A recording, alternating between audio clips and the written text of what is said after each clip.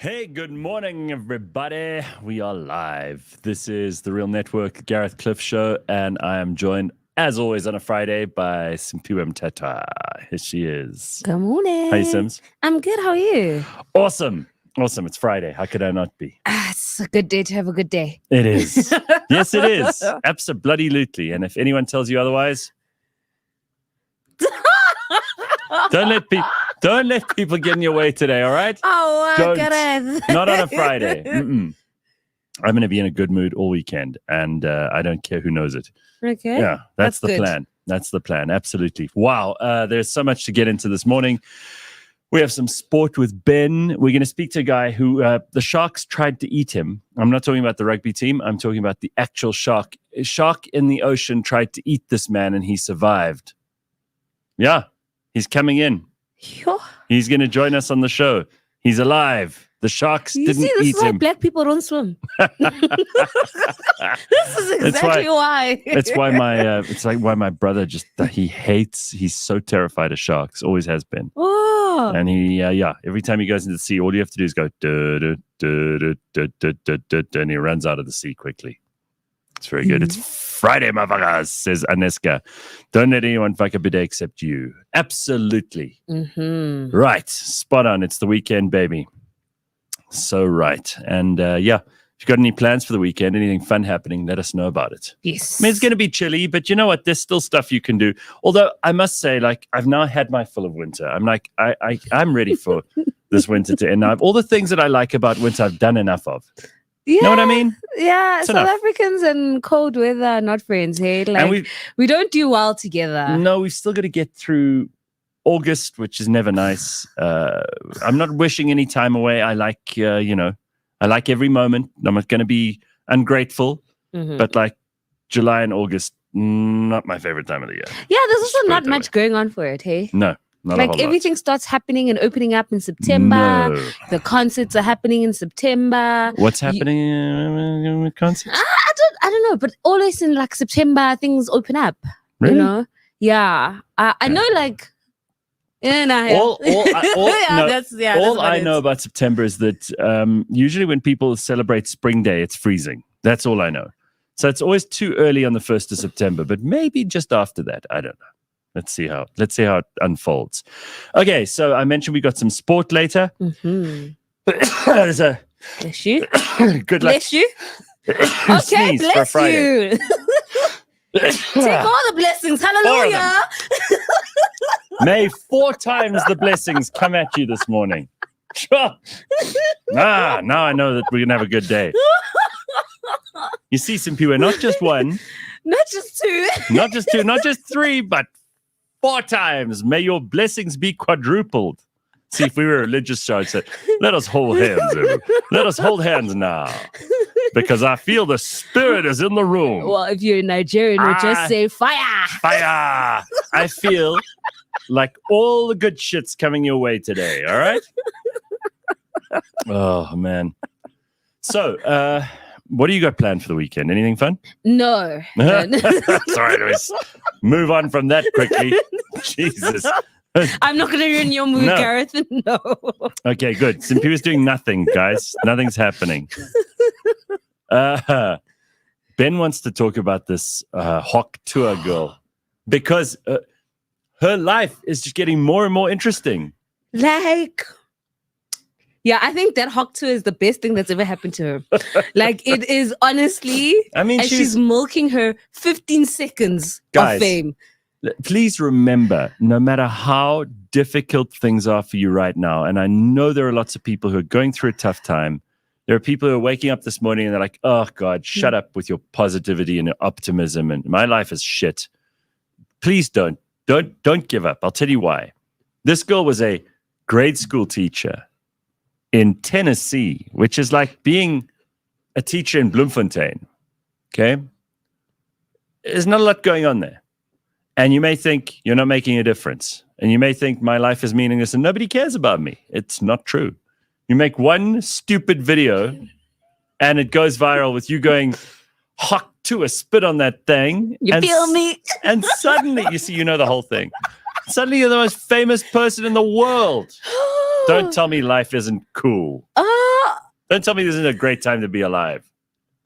I'm not make sure with that one. I don't know if that's what I want as my claim to fame. If you are that girl who said, Hawk Tuah, spit on that thing. You feel me? I don't know.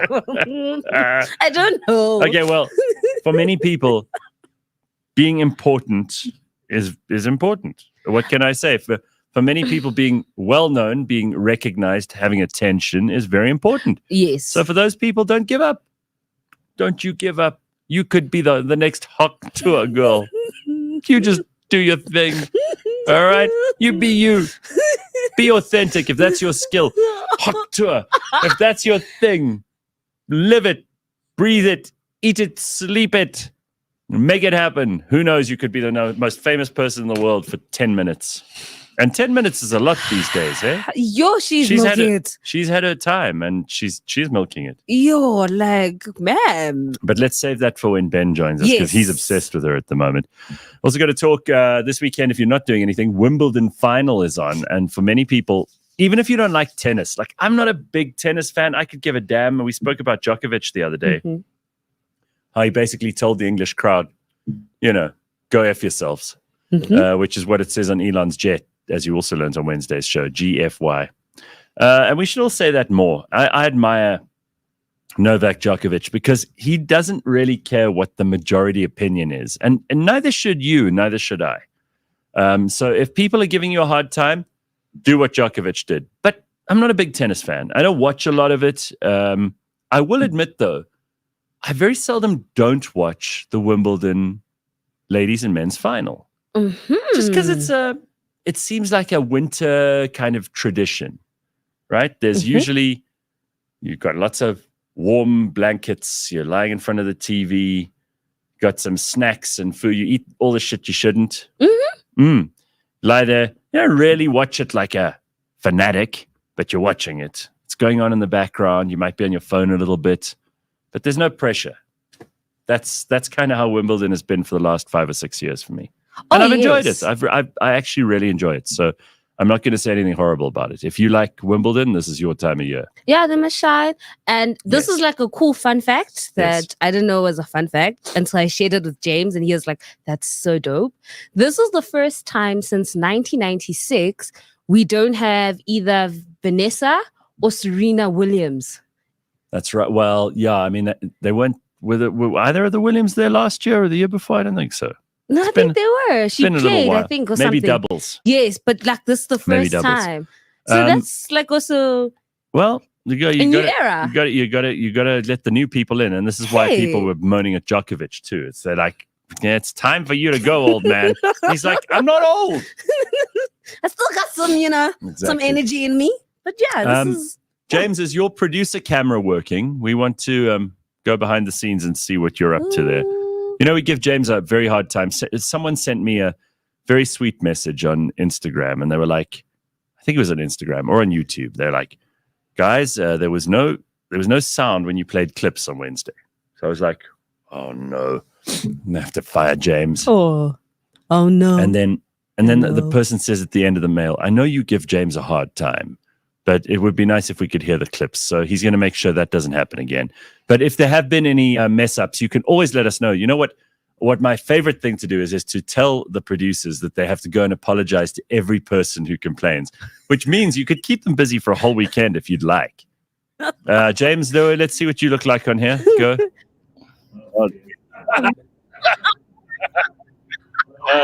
Pause it. That's a close-up shot. Right. You having a good start to your day? It's okay. Okay, very good. Okay. Cool. There he is. Just so you know what he looks like in case you've forgotten. And he'll be back on Monday to have all the results for the weekend sport. All right. Couple of things that I know Simphiwe wants to talk about. We spoke about how in Spain they're going to, in Barcelona in particular, they're going to tell people they can't run Airbnbs anymore. Because basically it's become a very expensive place for people who've born and bred in Barcelona. They can't live there anymore. It's too expensive. It's like Cape Town for Cape Townians. They're like all these Europeans and these Americans and these people from China and India and God knows where else, all these tourists. They're all coming to Cape Town, making everything super expensive. That's how it is in Barcelona. And the ordinary people there are like, no, we don't like this anymore. We don't want this anymore. We expect the Spanish government to ban the Airbnbs. Yes. So that's what they've done apparently. But now they're saying tourists aren't welcome in Spain at all. Yeah, there are some protests that are taking place. Like if you're a tourist enjoying, breakfast or lunch somewhere at a restaurant, people will just come up to you and spit on you. Exactly. And it's been a big thing. And even other cities like Rome, Amsterdam, they also like jumping in. Japan, Bali, they're all like, yazine, there's too many tourists here. Well, and it's also too expensive for us. And we want you guys to shishi away. I blame Gen Z. As always, we always find time to blame Gen Z on this show whenever we get the chance, right? Mm-hmm. Gen Z and the millennials, your peoples. Because they keep telling us that last part, but well, carry on. They keep telling us, "Oh, we don't want to own property. We don't want to have a job, a career. We'd rather just like do piece jobs and kind of hustle, and then use that money to travel. Why would we want to pay for any kind of stability?" And I kind of get that. But now look, you see what you've done. Now none of the countries that you're visiting want to have you because you ruined it for everybody. There was no one used to complain about tourists 20 years ago. They were like, please come. Everywhere in the world. Please come. Now they're like, ugh. So I'll say it on behalf of South Africa. Please come. We could do with some tourist money. We don't mind. Yeah. Don't just visit Cape Town. Cape Town is, No, Joburg's nice too. And don't be afraid. People from anywhere else in the world, if you've been told that Joburg is just dangerous and full of gangsters and it's evil, and it's wicked, sure, a lot of that has come from this show. But I would like to set that right this morning and say it's a place of character. Definitely. Things don't always go according to plan in Joburg, but it's an adventure. So come for the adventure. Stay for the food. Or come for the food, stay for the adventure. Or come for the freaks, stay for the food. I don't mind, but it's worth coming to Joburg. Don't write it off. If you've got friends from overseas and they're going, I think I'm going to go to Cape Town and then we'll fly straight out of there to like Sydney or Mumbai. No. What about Joburg? You're missing out. Yeah, tell them like they have a mayor who is high on Nyaupe. You got to see him. That's a tourist attraction.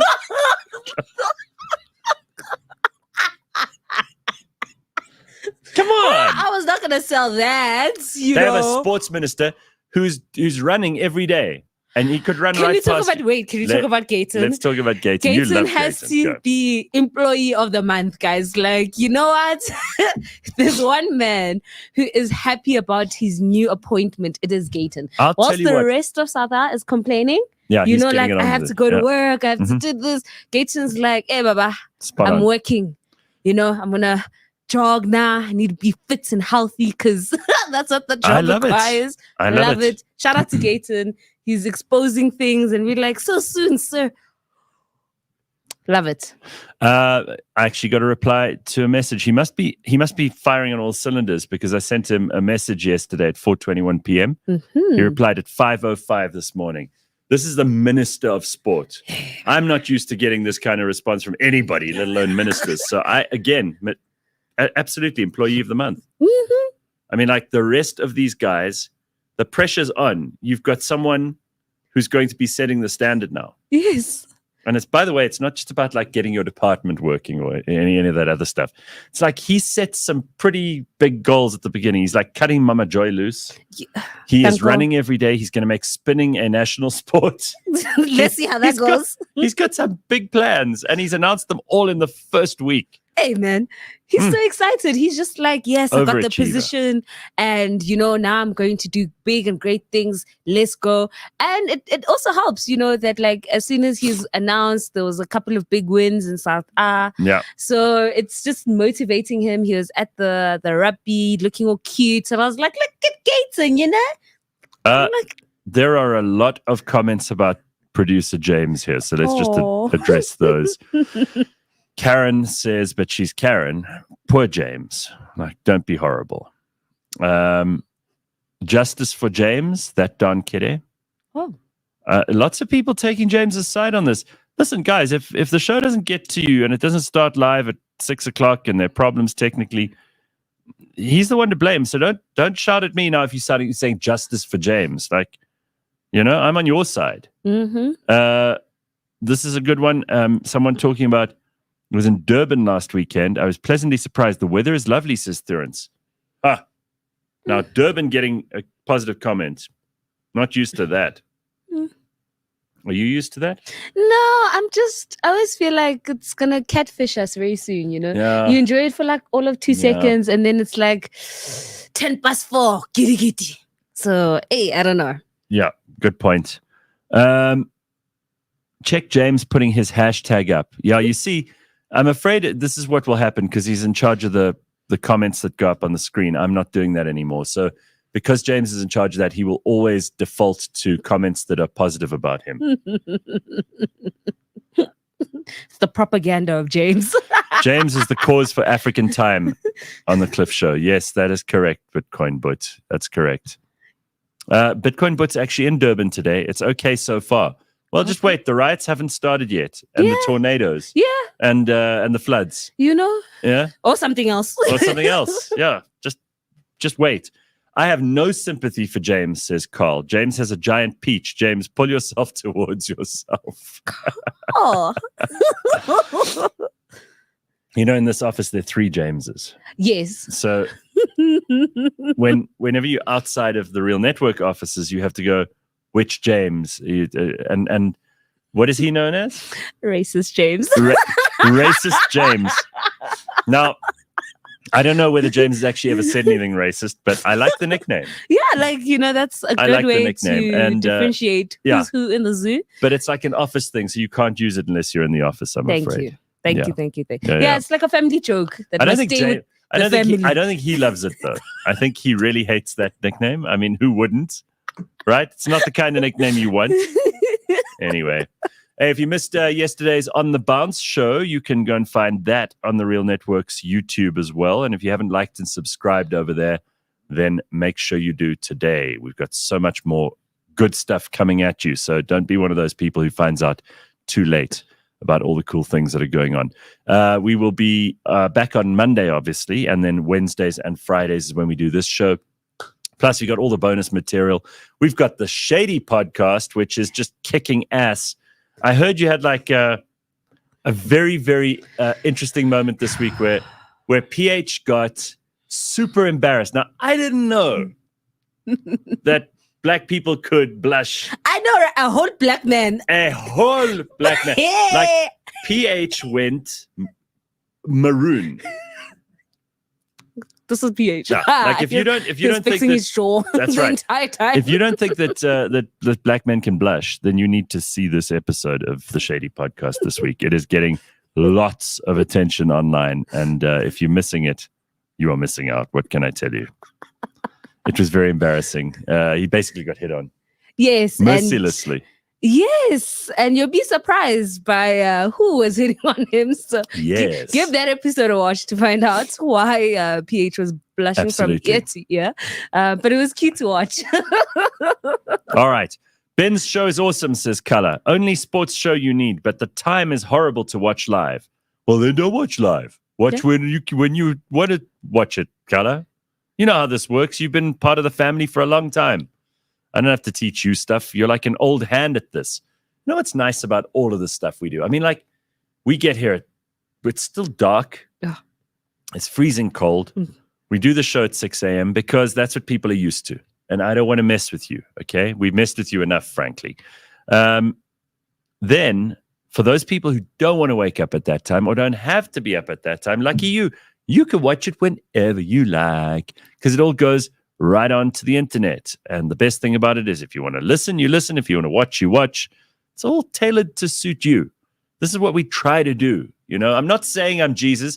I'm not saying I'm a philanthropist, but it's what we try to do for you. Everything. You know, it's true. In the words of Bryan Adams, everything I do it for you. Simphiwe is going to like kill herself.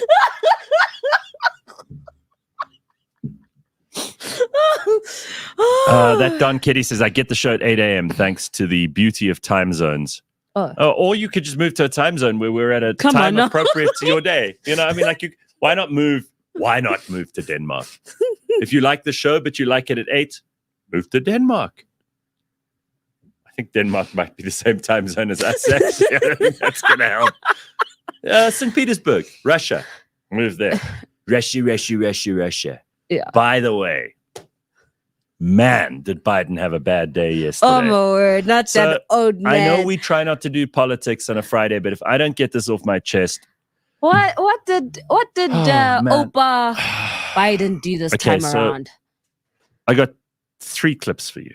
Okay. He did 3 fuck-ups in one day. No, that's not Biden, man. You know, they like gaslighting us and saying he's fine. Wait. It's just... No, wait. That's what did Karine Jean-Pierre from the White House say? These are cheap fakes. Yes. He's not deranged and senile. Not at all. He just had one bad day. Yeah. He's actually very sane and, you know, he's like they gaslight us. Yes. Like, yo. Don't believe your own eyes, believe us. We can be trusted. We've been so trustworthy before. Anyway, so here it is, straight from the word of from the mouth of the United States president. Now, let's just bear in mind, this is the man who could either prevent or plunge us headlong, and I say us, the world, into World War III. Okay, we've got countries like Russia and the Ukraine, who are at loggerheads at the moment. They've been in a massive conflict for at least the last 2.5 years. There are nukes on the table. Okay, this is not a joke. Like when we say that we don't have serious leaders in the world, this is what I'm talking about. So even on a Friday, we have to make time for this. All right, so play the first clip. He's talking about Vice President Kamala Harris, but he calls her Donald Trump. I wouldn't have picked Vice President Trump to be vice president, but I think she was not qualified to be president. So let's start. Yeah, what? Wait, Vice President Donald Trump? There's a lot there. I mean, she instead of he, but also Vice President Trump because she's qualified. So I don't know if he knows what the hell's going on there, but to call your vice president someone you deal with daily, Trump. Okay, that's a big problem. And we all have slip-ups. So let's forgive him the one. But then this one came straight afterwards. Play clip number 2. Look at this. Oh, it's frozen. Well, it's cold this morning, so lots frozen. All right, we'll get there. Gareth, if you think he has his finger on the button, the deep state, he's a puppet, says Nikki. Yes, but Nikki, then what we got to admit is that we don't have any leaders. They're all just actors and performers and fools. Okay? Like, then we just admit, like, because if you know that you live in a world where there aren't leaders, then you're in charge. Each of us on our own is then in charge. There is an anarchy in the world, and we just have to fend for ourselves. So then it's survival of the fittest. So that's fine, but then understand the consequences of that. It's very scary. Gareth, how are the Democrat friends of yours doing? Oh, they're melting down. So I got really good friends. Have some of them said that he should step down? Oh, a lot of them are now saying that. Okay, but finally. Only because they want the Democrats to beat Trump. So in other words, they've turned on a dime. They were like, Biden's the best. He's a savior of democracy, and he stood up to a dictatorship, which Trump would have caused. It would have taken over. He would have been a dictator on day one and stayed a dictator. And all these Democrat friends of mine, and I'm still friends with them. It's not their fault they're stupid, but they're still my friends. I mean, you're allowed to be friends with stupid people, aren't you? Of course. Yeah. They are melting down. I mean, I've got friends in America who are big Biden fans. Sure. Big Biden fans. And even they are at this point going, like that meme with the monkey with the eyes? Yeah, like that one. Oh, good. Here's clip number 2. Now I want to hand it over to the president of Ukraine, who has as much courage as he has determination. Ladies and gentlemen, President Putin. President Putin. You can beat President Putin. President Zelensky. I'm so focused on beating Putin, we got to worry about it. Anyway. Oh, my God. So he basically called his enemy or named his ally his enemy.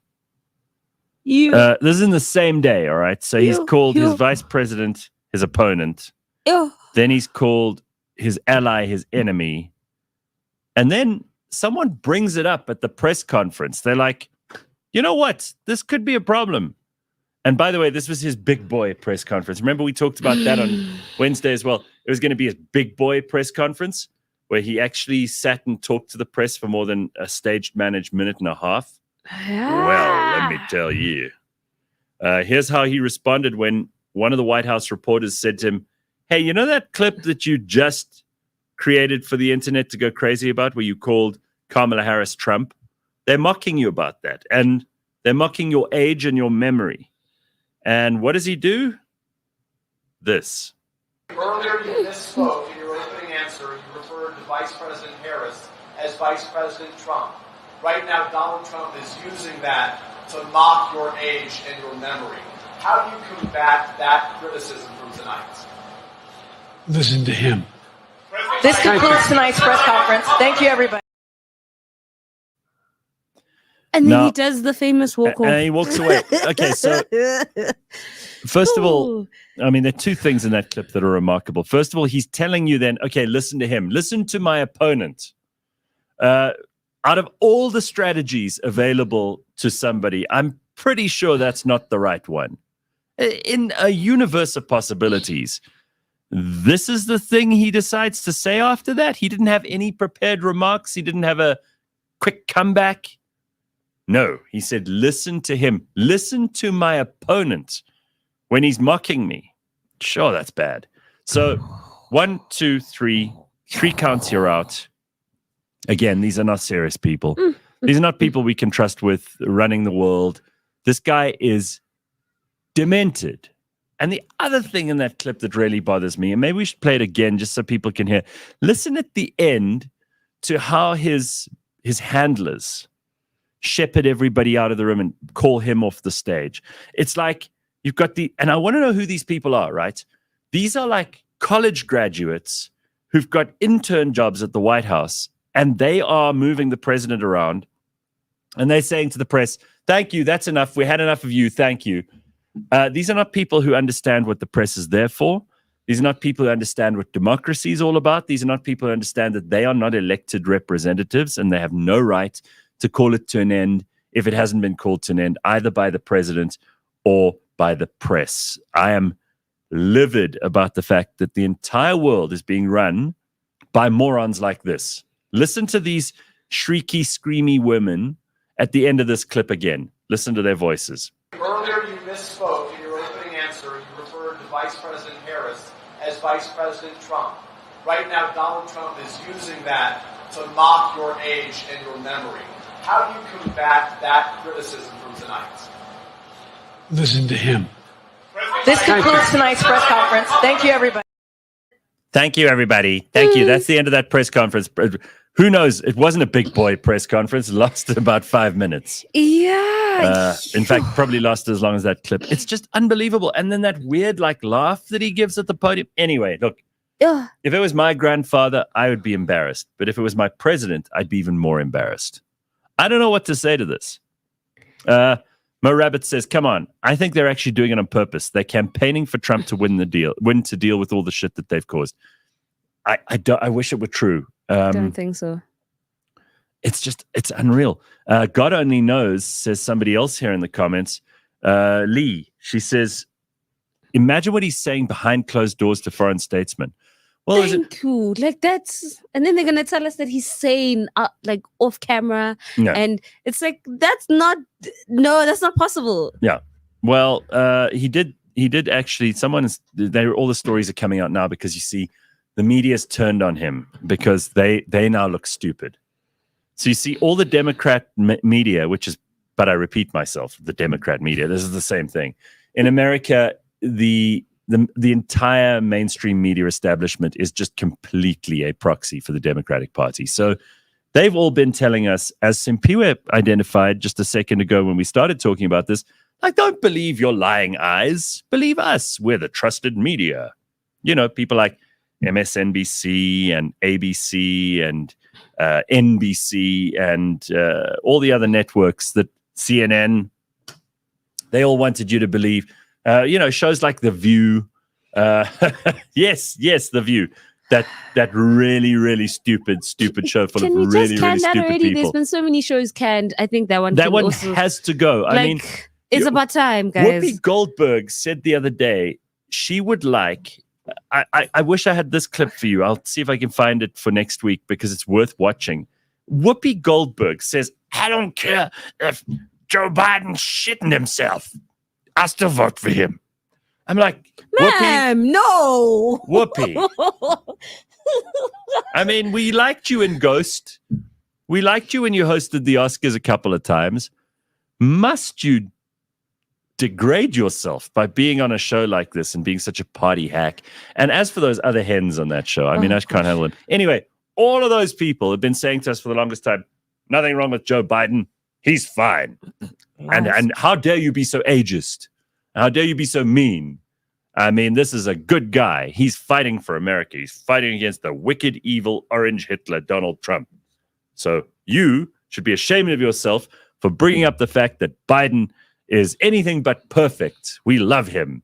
Watch them turn on a dime. As soon as he embarrassed himself during that debate, which was, like a week and a half ago now. It's not even that many days ago. As soon as that happened, man, they could not paddle away fast enough. They're like, well, it wasn't. We weren't lying to you. We're shocked just like you. Lies.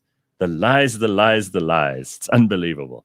So there we go. 3 clips this morning to remind you that if we do end up in World War III, it's not your fault.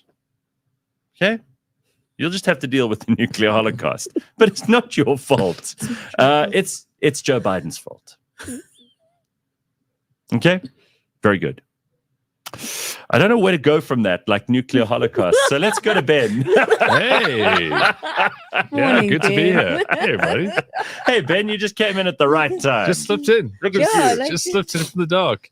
Yeah, those Democrats aren't real people, but they haven't been for so long now. But aren't you just like, it's so pathetic. You know, it's one thing to have people lie to you and you're a little bit unsure, like maybe they're lying, maybe they're not.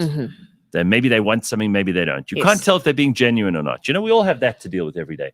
But when you actually know, and they know that you know that they're lying, it becomes a different level of deceit because now you're both pretending it's okay.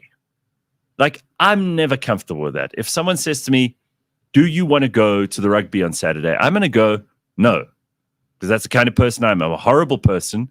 I don't care about your feelings. You just offered me tickets to an amazing game. And I'll go no, because I know I don't care and I don't want to be there. Some people will go, yeah, that would be nice, but they really don't want to go. Those people are worse than me. But these are all hallmarks of being in an abusive relationship. Yes. When the Whoopi Goldberg thing, he can shit his pants, whatever. Yes. That's an abusive relationship. She has so little respect for herself that she can't actually have a decent... Anyway, no, she can't get into the details. Let's be happier on a Friday because these people are just clowns. I mean, Ben made the effort to get out of his pajamas. Nice, man, says Carl. Well done, Ben. That's good. Thanks, Carl. So listen, we started this conversation before you even arrived because Simphiwe and I are amused by the fact that you find the Hawk Tuah girl so interesting. But I mean, it is interesting, right? It's fascinating. There's so many things to unpack about how interesting this whole phenomenon is because that's what she is, right? Yeah. She made Big one time. Joke. Let's be honest, one joke. It's not like she made a meme or and she didn't even record it. She was a participant in someone else's video that went viral. So she wasn't looking for this. She was probably 4 hard salsas into a night out with her mates, and she just said something funny about fellatio into someone else's microphone.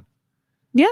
And then so when people keep talking about, oh, America's such a shit country, to this point, before those pedo Democrats try to ruin it, you can say a blowjob joke and become famous, and rich, and actually develop an identity and celebrity, which is a goal for a lot of people. Is she rich? Well, she quit her job. Okay, I did a bit of research coming into this because you guys badger me for talking. Did she quit her job or was she fired? No, she quit her job. I don't know what it was. A teacher. She was a teacher. No, she wasn't. No? No, I think she was like flipping burgers or something. She even wasn't. Worse. She wasn't teaching children. Were the Democrats in charge of her PR? Like, what? Well, Okay. I don't think anyone's in charge of her PR to this point because she's just a girl who made a blowjob joke. All right. That's it. We still can't get away from the first principle of the story here. But she, I just, because, you go through, sometimes I need to go into Instagram to check something for work, and you go into the search thing, which is the abyss of distraction. I would say I go to that search thing and I find what I want 2 times out of 10. And I see this clip of she's somewhere, it must be a hotel or whatever, and there's a fanfare around the fact that she's there. There's models, there's people in bikinis, there's like confetti. It's summer in America now, so everybody's on holiday basically. This is like peak holiday season. And in America, they're all celebrating summer by going pool parties and they're going to the beach and pretty much outdoors, anything outdoors. If you're in middle America, you're just going outside. Sure. But she was the thing, right? Everyone's celebrating the fact that she's famous. Yeah. And it was such a bizarre thing that I obviously got like roped into. Oh, Clayton says she worked at a spring manufacturing company. Yes, that's the one. Oh. Okay, I'd also quit after that. It's just one of the funniest things you can get roped into on the internet because now people want to interview her. Again, she's a girl who made a blowjob joke, but now there's backstories. There's people going to her hometown where she's talking about the fact that she's living with her grandmother for the rest of her life. And then they interview her family, like, what are they interviewing her about? She made a blowjob joke. I have seen merchandise on the internet. You can buy Hawk Tuah t-shirts right now. Okay, I'm getting a bit mad now. Like, why are we making this? And mugs and stickers and everything. You could buy. Well, I don't know. She's obviously not getting all this money. No, but this people is are hopping the twist. on the People have hopped onto this. She's now had to hire a lawyer so that she has an official merch line that's coming out soon. Official merch. Because it's like, all obviously the first thing she's going to make is a lube. If she was smart, if she was smart, she'd like this is the official Hawk Tuah. Because that's where it comes from. No, right? she must just partner up with OnlyFans and make a great. I don't think she wants to be a porn star. Want to be no, not for her, but like for all the other content creators. She could get all the porn stars to do Hawk Tuah. Yes. And what's the clever. she must patent the term Hawk Tuah. Yeah. So every time someone uses it in one of those OnlyFans videos, she gets a good That's a good point. But doesn't it just prove that if people just stop with the bullshits and live in the free world, we all live in an absolute lottery system. This girl made one joke and her life changed just because she said a few words. I love it. It's a brilliant thing. Yeah. I love living in a world where someone like this is able to become a big superstar. Yeah. Because I can promise you, just from a media point of view, 3 weeks ago, people would have wanted to talk to Rishi Sunak, okay? And that would have been boring for all of us. Everyone concerned would have benefited zero from a Rishi Sunak interview. I promise you, if you offered any media outlet an interview with a Hawk Tuah girl, no matter how seriously they take themselves, they'd be like, yeah, we'll talk to her. All they have to, all numbers whores. Yeah, exactly. And Unlike the clickbait's unavoidable. Yeah. Yeah, we don't do that. But so people just go on about the fact that America's so crap, this and that. But I mean, I haven't seen any Iranian girls making any jokes recently and being struck to stardom. No, you're exactly right. Okay, so I went onto Instagram and I typed Hawk Tuah. There's about 1, 2, 3, 4, 5 accounts that are just called Hawk Tuah. Yeah. Wow. It's probably not her, but still. I mean, I saw it again. Instagram search doldrums. I just saw a girl yesterday who's trying to now copyright our fart on it. Oh, really? So yeah, that's her spin-off on that. Oh my God. Grant says she single-handedly outperformed Pride Month all on her own. Quite right. And we've got this from that Don Kitty. Producer James, get Hawk Tuah on as a guest. I mean, if we had her here, you'd be excited to come and talk to her. No. Lies, you two. No, there's You levels. you two are so full of it. I don't believe you for a second. I brought it up because I think it's comical. I would not want to talk to this girl. No. What is she? Okay, wait. I've watched one of her clips, right? She just seems like an airhead, and like this is her moment to shine, and that's the only thing she can talk about. Hawk Tuah, and then afterwards, then what? So this is to Ben's point about like why are people interviewing her? Because it's not as if she has magical powers. No, it's not as if she's discovered some amazing philosophical insight into the human nature. Right? Nothing. Mm-hmm. I mean, you could say that she's discovered a way to express a sound that many humans have heard in their own lives and appreciate it. But that is not a magical power. And it is amazing to me that fame, that internet celebrity, is such a valuable thing in 2024 that just by doing that, people think you're magical and they want to interview and find out your secrets. That's what it really is. There's all these people in the media who are like, we got to interview her. Yeah. We got to find out her secrets. Because why? Because she managed to make the magic internet machine focus on her for a little bit. It's just and that tells you about them. It's Black Mirror. It's Black Mirror. Yeah, but the funny is, like, I do interviews for a living because you got to prep these things. There's a purpose why you sit down in front of somebody. And I love it that they're interviewing Mima in wherever small town she comes from. And the grandmother's being like spot on, like, and now you got to talk about her granddaughter. Oh, I'm so proud of her. She made a blowjob joke. Yeah. And you know what's funny is that whatever she goes on to do in her life, and it's funny to us, but it's very sad for her, is no matter what happens to her from here, she's always going to be the Hawk Tuah girl. She could go on and discover a really impressive medical breakthrough. She could cure cancer. Yeah. And I promise you she'll be known as Hawk Tuah girl cures cancer. Absolutely. That's how the headline will go.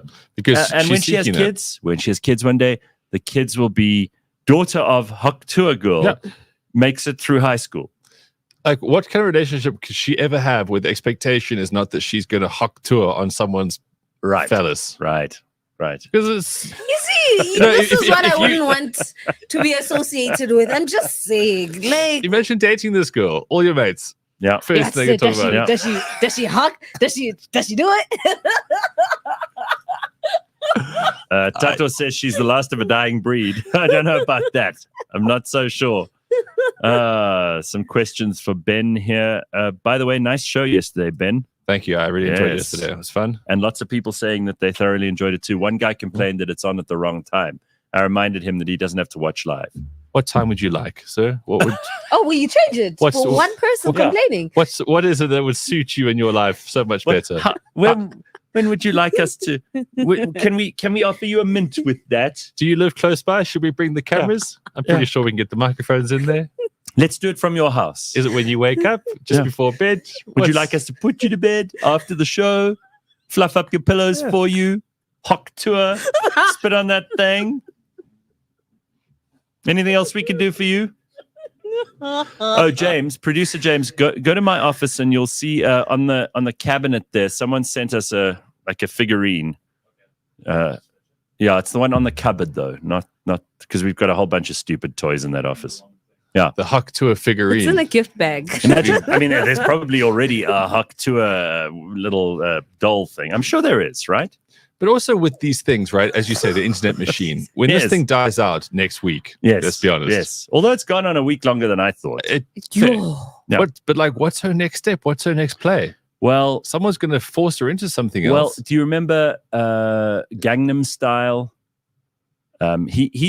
He went on tour for like years. In fact, I'm pretty sure there's still shitty little clubs somewhere in the world that are paying him to go up on stage and do the same old dance. But that's a song. I'm not mad at that. That's a song that we all love. And what a dance routine. But yay, this is talent. Okay, so do you remember Big Brother in South Africa the first time that was on? And how those people who were on Big Brother the first time in South Africa are still milking it now? They still get introduced at events as celebrity judges in some Miss Krugersdorp beauty pageant. But it was a body of work. The oak from Big Brother. Yeah, bring it here. But essentially, it was a body of work. It was a TV show. It was the first of its kind. There go was around the back. there. Yeah, go walk right past there. And also with Gangnam Style, that was a YouTube video that got the first billion, I think it was. Yeah, sure, but I mean that was groundbreaking. So Kim Kardashian is only famous because of the Ray J sex tape. Okay? Well, then she had but the she doesn't have talent as well. Like exactly, but neither does the Hawk Tuah girl. Frankly, neither did Gangnam Style. Okay, whatever his name was. How dare you? Yes, I'm with Ben on this. Like talent, when someone does something great. And they have talent and they go viral. Telling me Gangnam Style was great. Yes, great. We all loved it and we were all doing the dance and we were all in it. Like Gareth, like just because you can't move doesn't mean we can't. There was no need to attack me on my inability to dance. Simphiwe. That's what happens when you poke the bear, Gareth. All I'm saying is that when people have talent and they go viral, I love it for them. That's great success, right? In cases where people are talentless and now they have to milk it, like Kim Kardashian always has to just show us a little bit of too much to stay relevant. Hawk Tuah girl will always have to say something that's a bit Hawk Tuah for her to stay relevant. Like, whoever does things that are stupid, you must keep on doing the stupid things to be relevant. It's like Greta Thunberg as well. She has to keep somehow doing dumb shit. Oh, I saw. What did I see her do? Oh, she apparently, listen, this is funny. Greta Thunberg apparently yesterday went on her Twitter. You know, there's always someone watching you online, right? So she went on and she deleted an embarrassing tweet where she said the world was going to end in 2023. And clearly now it's 2024, so she looks like an idiot, but she deleted it, trying to hide how stupid she is. But she's stupid, and you shouldn't pay attention to her or Hawk Tuah girl or Kim Kardashian or the Gangnam Style guy. Look at this instead. Someone sent me a Terminator. I'll be back. And someone said in the comments, which made me think of it, that there was a Arnold Schwarzenegger version of Hawk Tuah. Hawk Tuah, you gotta spit on that thing. That sounds so scary. I'll make it. And here is the Terminator toy. Somebody sent this to me from some like financial company or something. I don't know if they think like were they talking about inflation?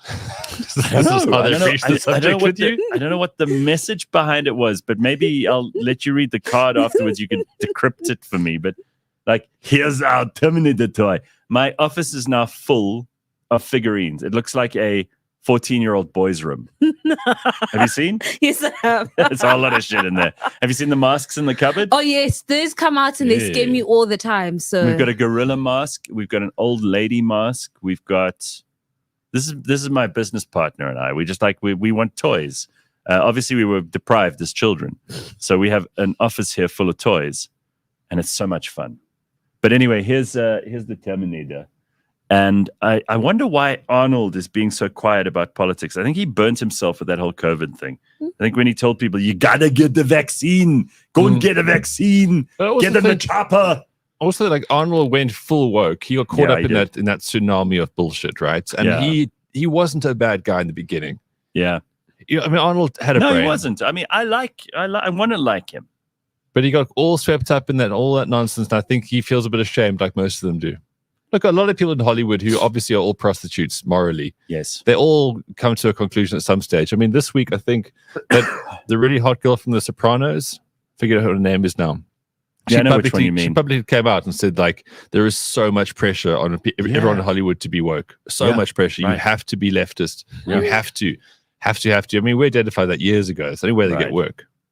Well, before we get too carried away, let us cross to Ben for the sport. Yes. I mean, he's not here for his health, as I said last week. And he's feeling better. I mean, he's walking, which is a great thing. Last week he was better, and now he's even better than that. You can move? It's been a bad couple of weeks, to be honest with you. Winter, it's like the depths of winter. My great-grandmother used to say when I said, how are you, great-grandmother Gracie? And she'd go, I've had a bad turn. Yeah. And you're starting to sound like her. But I'm also horribly honest. I'm so annoyingly honest. If someone says, how are you doing? I've never once in my life said, fine, and you. I think that's but Ben, the worst they're not actually asking you because they want a list of your I don't give them lists. I don't give them lists, but I give them a synopsis and a few words. Isn't it the worst, Simphiwe, when you ask someone, how are you? And they start unloading. Well, I've got the gout. I don't unload. The Crohn's disease. I don't unload. I don't say take a chair. Have you got Crohn's disease? Probably not. You went almost probably. All right. Here is the sport brought to you by Ben and Super Bets. Of course, every week we check out all the great sporting events that you can bet on this weekend with Super Bets. But let's get to Wimbledon finals for a start. You want to start Wimbledon finals? Yeah, because I mentioned to Simphiwe, it's one of the things I watch. It's become like a winter tradition routine for me. I like it. It is. I remember Wimbledon's a fond memory for me because that was winter holidays as a kid. Yeah. Which meant just holiday time, doing fun things. And even though it was winter in Cape Town and it was rainy, we would go to the garden route and Wimbledon would be there, that theme tune in the background. It's kind of like, it's a bit like the Masters for me. It's like tennis's version of the Masters. Same theme tune, everything's green. It always appears to me that Wimbledon is put together really beautifully. And my parents were lucky enough to go there like 2019. And I mean, they've still got the little pass. Oh, yeah. I know. They were so chuffed. My dad had to wear a suit, and you dress properly. And he said the military are all there in their finery. It's strawberries and cream, and it's like it's one of those things where the world aims up and behaves itself. Very well put. Not like one of those things like spring break where everyone's a Hawk Tuah girl. Exactly. It's like everyone knows they have to be at their best when they go to something like that. And the same goes for the Masters. And that's why those are things that people value. Those things have tremendous brand value, to put it in marketing terms. Huge. Because not everybody's invited. And if you are, you can't make your own rules. You have to follow the rules. So I think Wimbledon's awesome. I totally agree. There's been a lot of rain this year. So for the first time, I can't remember when last this happened, but the men's final won't be the final thing. It'll be the doubles final. Yes. But that's not really a big Nobody thing. cares No one's about going to that. talk about that this No. weekend. So into the men's semis today. We've got 2 men's semis, and they're going to be fantastic clashes because we've got Medvedev, who beats Sinner, the top seed. Right. Medvedev is not the former president of Russia. No, but he is Russian, so he had to actually be given a bit of a skip. Wimbledon said, you can't play because you're Russian. And this poor oak never gone to war. He just wants to hit a ball, and he was just told because of his country that he couldn't play. So, poor guy. I mean, Karma's going to come back, and here he is in the semis. He beats Sinner, the top seed. Now, Sinner was a bit ill. He gets a bit ill from time to time. Don't know why, but yeah. Got Crohn's disease. Probably has, yeah. If you want to unpack what he's got, he's probably got Crohn's disease. And he's taking on Carlos Alcaraz. Now, Alcaraz, as you know, he is the defending champ. We like him. He is a plucky young Spaniard. He's a plucky young Spanish man, and he's made of rubber and dreams, basically, because he just runs after everything, and he's really, really good. He's like he's a combination of like Roger Federer and Boris Becker without the infidelity. He really is just, I think he's the full package. He's great to watch, amazing hair, and he, I think, is the favorite. Obviously, he's seeded 3rd, Medvedev's 5th, but that's going to be a great one. That's semi-final number 1. And then we got Novak Djokovic, the greatest Novak Djokovic. He has got, I think this is his 13th semi-final. Amazing. He's been in the final 9 times, and he's won it 7 times. I mean, that's just incredible. You win Wimbledon once, you are seen as the greatest. I mean, I think Andy Murray won it once, and that'll be it. And they don't stop talking about him. It'll be the thing that's dined out forever. Don't chip me on that. So Djokovic is playing Lorenzo Musetti, something for the ladies. Lorenzo. Nice young Italian gent, flowing hair, olive skin. And he's done bloody well to get the semis, obviously. Djokovic had a walkover because the Aussie he was taking on had a hip injury. So, Djokovic come back from the knee injury. We're not entirely sure how good he's going to be if pushed to 5 sets by somebody. I think if he gets to the final versus Alcaraz, I don't see him winning, purely on wear, tear, and stamina. Is this a hot tip? Yeah, I mean, look, it's the thing about experience is that it gets you so far. And as we've seen in rugby and other sort of sports, that sometimes it's just really good to be strong, fit, fast, and fantastic. See, this is the serious expertise people come for, Ben. This is why people take you seriously. Well, it is. And it's a young man's game. And Djokovic is 38. So he can be brilliant. He can be on his game completely. But there's a time at a final in particular that you're going to get a bit of a low. You're going to be 15-40 out of nowhere. And Djokovic, I just don't think he's going to have the physical edge like he used to. You can, yeah. All right, but most of the peasants in England will be far more focused on football. They don't really care about tennis. It's coming home. Can you just put your misogyny in your pocket for 2 seconds? Misogyny? While we talk about the women's final. Oh, right. You want to dash straight into the football. Sorry. That's me being a man of the people, caring about what the common folk like. Oh, how dare you? How dare you? Saturday, the women's final. Yeah, we'll let's see go. Paulini versus Krejcikova. Okay, Oh, that's nice of you to mention them. Let's move back to Wait, stretch your who? Stretcher Krejcikova. Stretcher Stretch your who? Krejcikova, she's Hawk Tuah, stretcher over, girl. So we got the 31st seed versus the 7th, and we like Paulini again. Also Italian, Ethiopian. There's a bit of a mix going on there. She was at Roland Garros. Exciting time. She was in the final. So she was basically a product of some Italian who conquered Haile Selassie in Ethiopia and decided to stay. That's probably what happened there. Interesting overlap of Italian and Ethiopian in World War II. striking, beautiful personality. She did bloody well through her semi-final, and she's into a final. Okay, 2 finals in a row, and I'm backing her. Seeing as Ons Jabeur, who was she's disappointing. Oh, She's just not with delivered. a name like that? We were behind her all the way, no. Africa's superstar, and she's done nothing. Done nothing. But I tell you who has done something. These young kids from Spain. Yes. Now, this guy called Yamal, he's turning 17 tomorrow. He's already scored a goal in the Euros. He's bloody good. 17. Like legit, he's a small boy. His name? Yamal. Lamine Yamal. Sounds like something someone would say to you on the Cape Flats. Lamine Yamal. You didn't give them tick. Yamal, man. Yeah. Yamal, yo malam. Lamine Yamal. And he looks a bit from there as well. I gotta be honest. He doesn't look like a Carlos Alcaraz. He doesnn't look like a Spanish person. But there's him, and then sort of like slightly less of attention is Nico Williams on the other wing. So Spain have got these 2 young wings. Nico Williams is 21. Again, not exactly the most Spanish of names. No. Nor does he look it. No. But this Spanish team is just full of all kinds of ballers, right? You see, this is why the Spanish don't want tourists anymore. None of them look like Spanish people. Now they're in the football team. But it's such an exciting team to watch. So you got the 2 youngsters. I mean, when you saw the quarters versus Germany, like Spain were coasting, they really were. Yeah. They took these 2 lighties off, and suddenly Germany got back into the game. So I would say that they're going to keep playing with a bit more free flow, passion, flair, a bit of fun. Whereas England, like, this is the first time they've made a massive final away from England, because obviously the 1966 they had the World Cup, the only thing they've ever won. Mm-hmm. And then last time out in the Euros, they lost to Italy at home. Mm-hmm. Post-COVID, everyone lost their mind. They had 5. Right.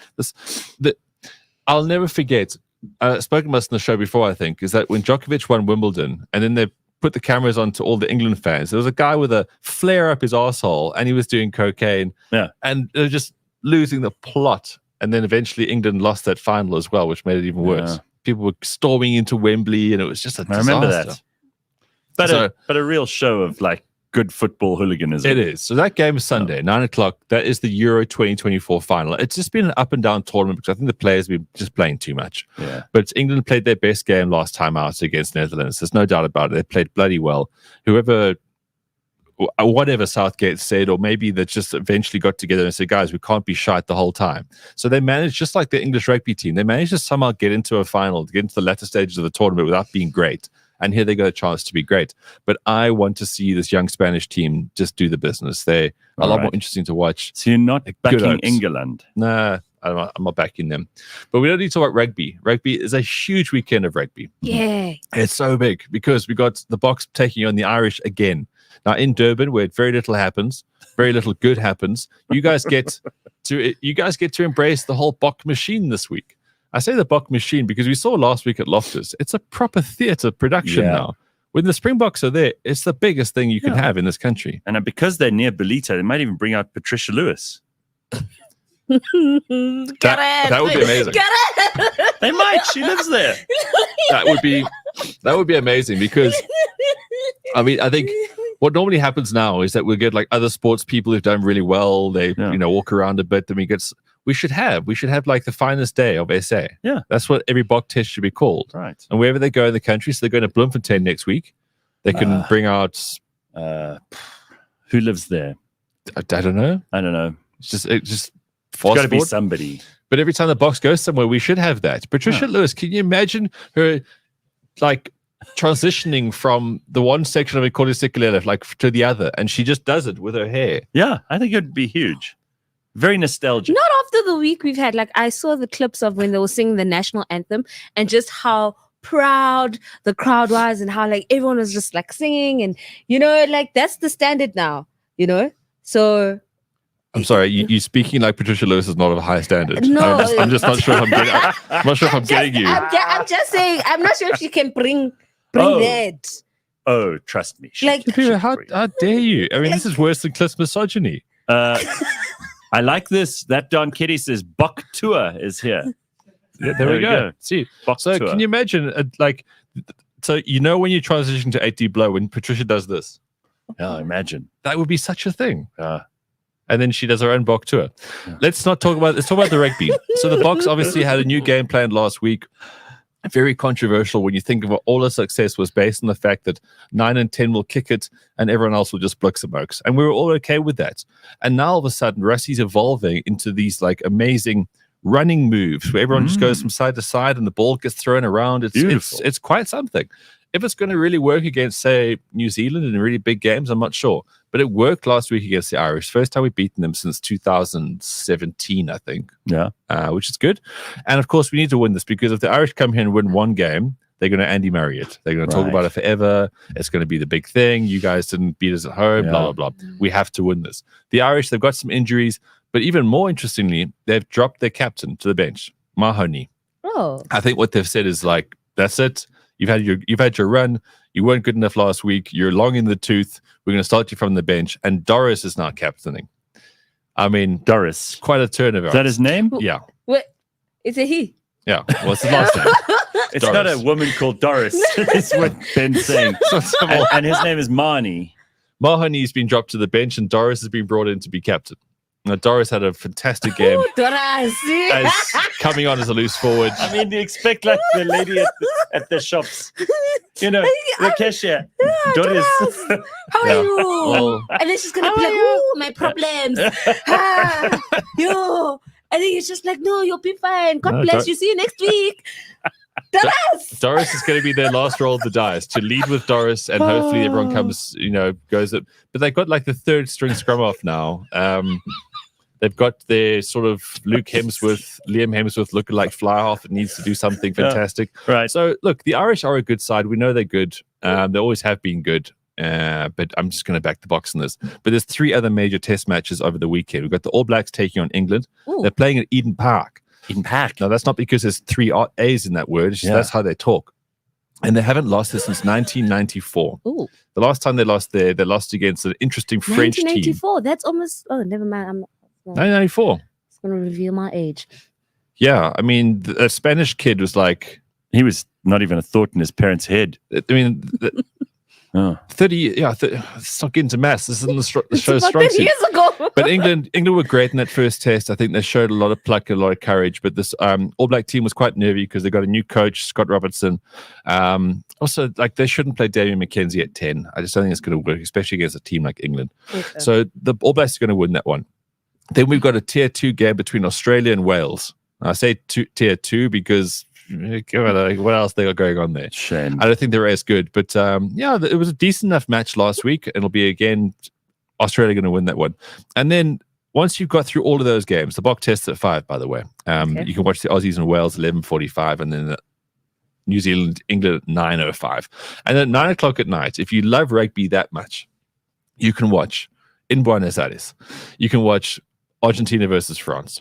Now, France, when they tour on overseas tours, whatever, they don't really want to send their best talent because they're too busy in the chateaus or just having a summer or whatever they do. Revolting in the streets of Paris. Or watching the Tour de France, but they don't really like to travel. So they sent all the youngsters out there, right? Which is great for rugby because after that first test, they beat Argentina in Mendoza, which is a really big thing. That's like going to, I don't know, Bloemfontein. Bloemfontein and winning. So that was a really big deal. But then after that, when you send these lighties out, obviously they lost the plot. 2 of them got arrested for sexual assault. Yeah, well. Right off the bat. One of which has already been suspended from rugby for a year from testing positive for cocaine. So these folks went there and they went to jail. Sure. They had to play Uruguay midweek, so they've had a full week.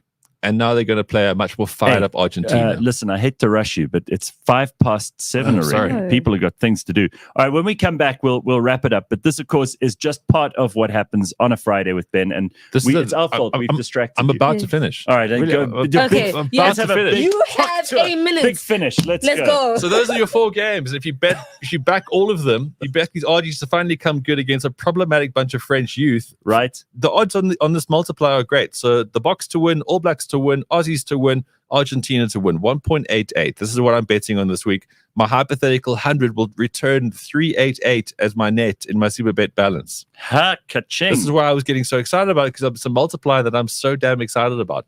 Beautiful. It's just results. I love it. Okay. Those 4 teams to win. I still feel like we have some little bits and pieces we got to pick up on there, and we will in the next hour. Of course, this is brought to you by Superbets. They support responsible gambling. Strictly under 18s. Winners know when to stop. The South African Responsible Gambling Foundation's toll-free counseling hotline is 0800 006 008. We'll be back in a moment. IQ Matrix LED headlamps. Oh, I like those. And they are brilliant because, first of all, I have astigmatism. So that means I don't get enough light into my retinas. So night driving for me can be a real headache. And if I didn't have those lights fitted, I would have had to take a shuttle. So what makes this special is that you can actually put your brights on, high beam full on, okay? And you're not going to dazzle a single person on the road because it illuminates what's going on around at the side of the road as well. Yeah. So if there's oncoming traffic approaching, it immediately dims some of those little LED lights. It disables some of them. Catch us every Monday at 9 a.m. on YouTube and on autotrader.co.za. Spain. I'm going to back Spain for what I did to you guys last time. I've got them as 2-1. A lot of people in the studio are very happy that I said that. And it's also because Italy's got a leaky defense. So I think Spain is going to run around them. And France, look, I'm backing that French attack for that 3-1. Okay. So if you are more adventurous than us, you can obviously bet on the Proteas. You can play in the Super 8s of the Cricket World Cup. We're not going to touch that business. Yeah.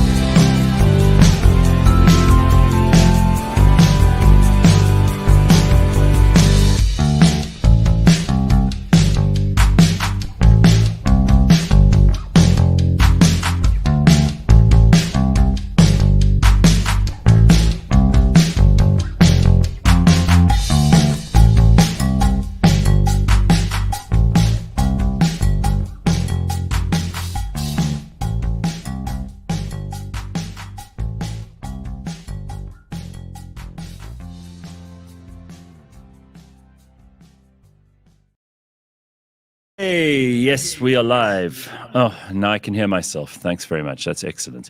All right, it is Friday morning. This is the Gareth Cliff Show on the Real Network. And if you've missed any of our other shows, you are missing out. The Bounce Show yesterday afternoon, a slam dunk. Any sports fan in the country would be an idiot to be missing it. Well said. And by the way, another show that you should be watching is the Shady Podcast. Mm-hmm. It's also on the YouTubes and available on podcast. And Warris just tweeted about Biden. He said, "It's getting worse. Imagine what he'll be saying by month end. His brain is melting. This guy is going to be revealing secrets soon that he's not supposed to by mistake. Like, Michelle is a man. Big Mike is real." That's happening with Warris right now on the internet. So don't miss any of it. Big Mike. That is fantastic. Yeah, it's all happening. Because that is the Democrats' House of Cards. It's all propped up by Big Mike Schlong. Look at all these stupid toys. These are just a small selection of the things that we have in our office here. I have in my office. It's all my fault. Now all we have to do is add the Hawk Tuah girl. I've got the scrotum guy. No, it's not a scrotum. That's Dobby from Harry Potter. The scrotum guy. I don't have a childhood. What shows are you watching? Well, I mean, Gareth, come on. This is what I'm looking at here. That is a scrotum. All right. Well, I mean, we try to keep it interesting. What the hell? So many things to get into before we meet a guy who was almost eaten by a shark. How's that, huh? He's going to pop in. His name is Caleb Swanepoel. He's going to join us in a short while. He's a shark attack survivor. And he actually hobbled in here just now to say hello to everybody. Very impressive guy. Impressive story, too. We'll find out all about that in a short while. He's still surfing. Oh, yeah. No, he's very impressive. He's a very active athlete. He does more than me, and I have 2 legs. So he's still surfing. Yeah. This is why it's going to be fun to talk to him. Okay, so couple of things that I wanted to talk about. Yesterday during the filming of On the Bounce show, Marvin, who's in charge of all the production here, he was walking around. Have you got that picture of him? He looked like the Emperor from Star Wars. He was looking very, very suspect, like a villain. I mean, pretty much, look at that.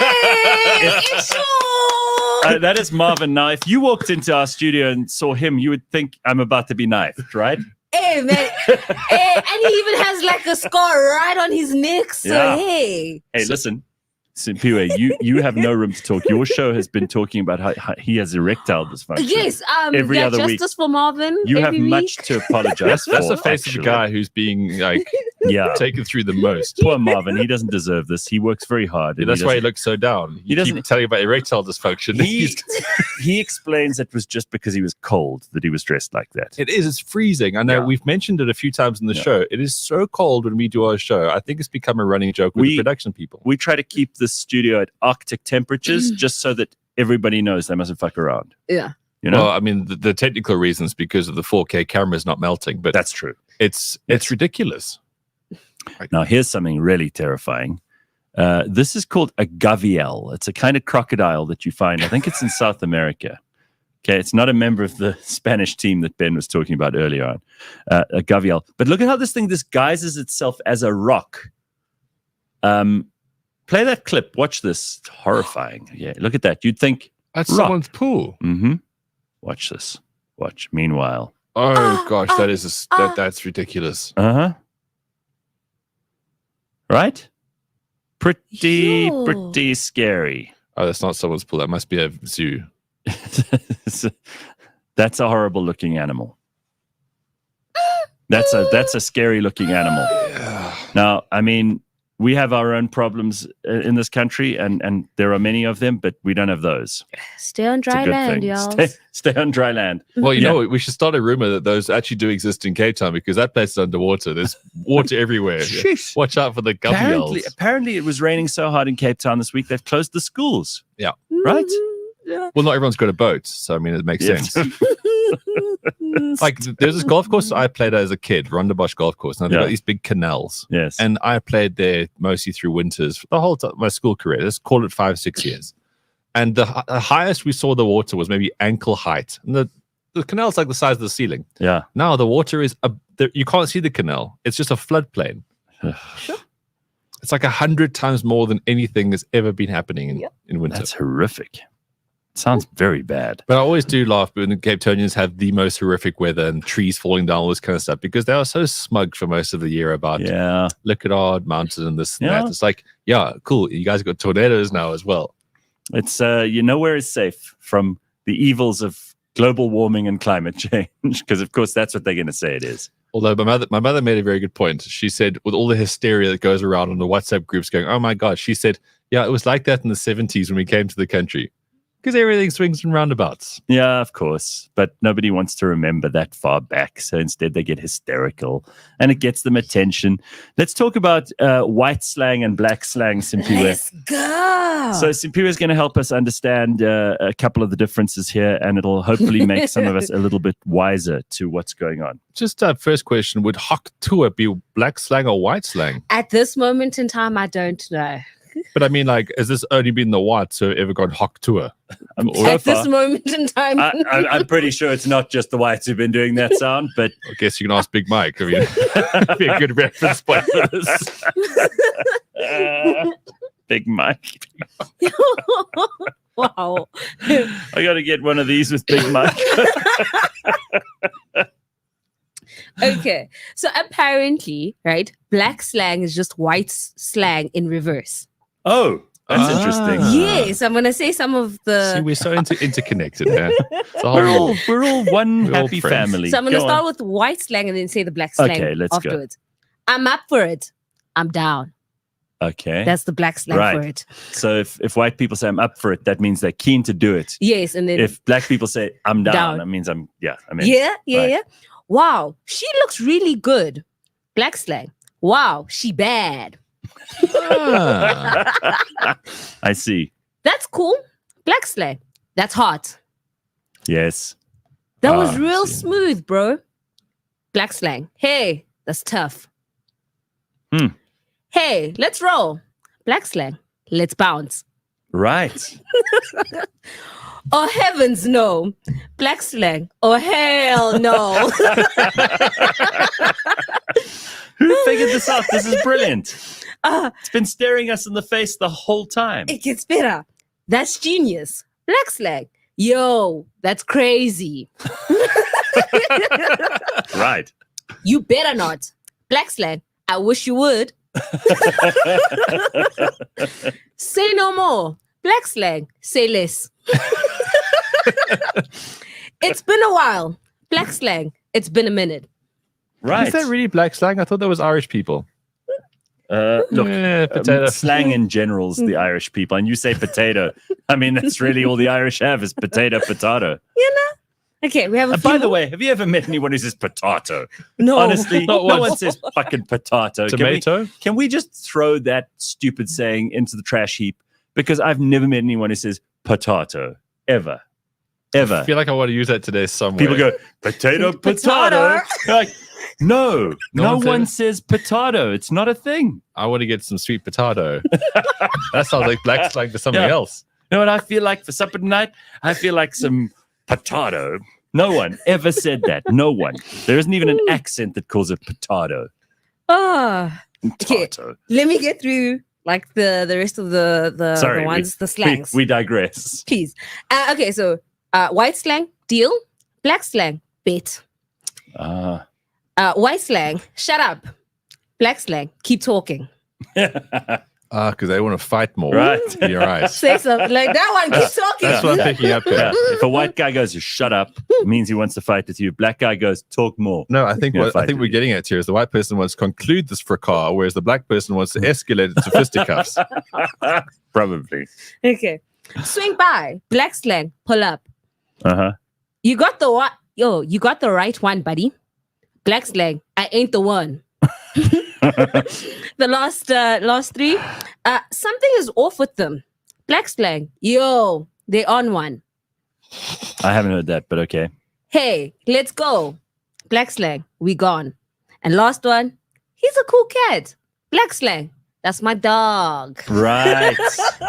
Spot on. I mean, this is actually fascinating because it shows you how the language has evolved almost to be the opposite when it comes to the slang. I think that's fascinating. I read a book once about how so much of the way that African Americans speak comes from Scottish and Irish immigrants to America in the early days of the South, and how that was adopted by blacks who came to America. Yes. So I think that's an interesting new development. Very, very interesting and very cool and good for a Friday, and put it to use. All right? Absolutely. I like it. Now you know what people are saying at all times. Fantastic. We've made sense.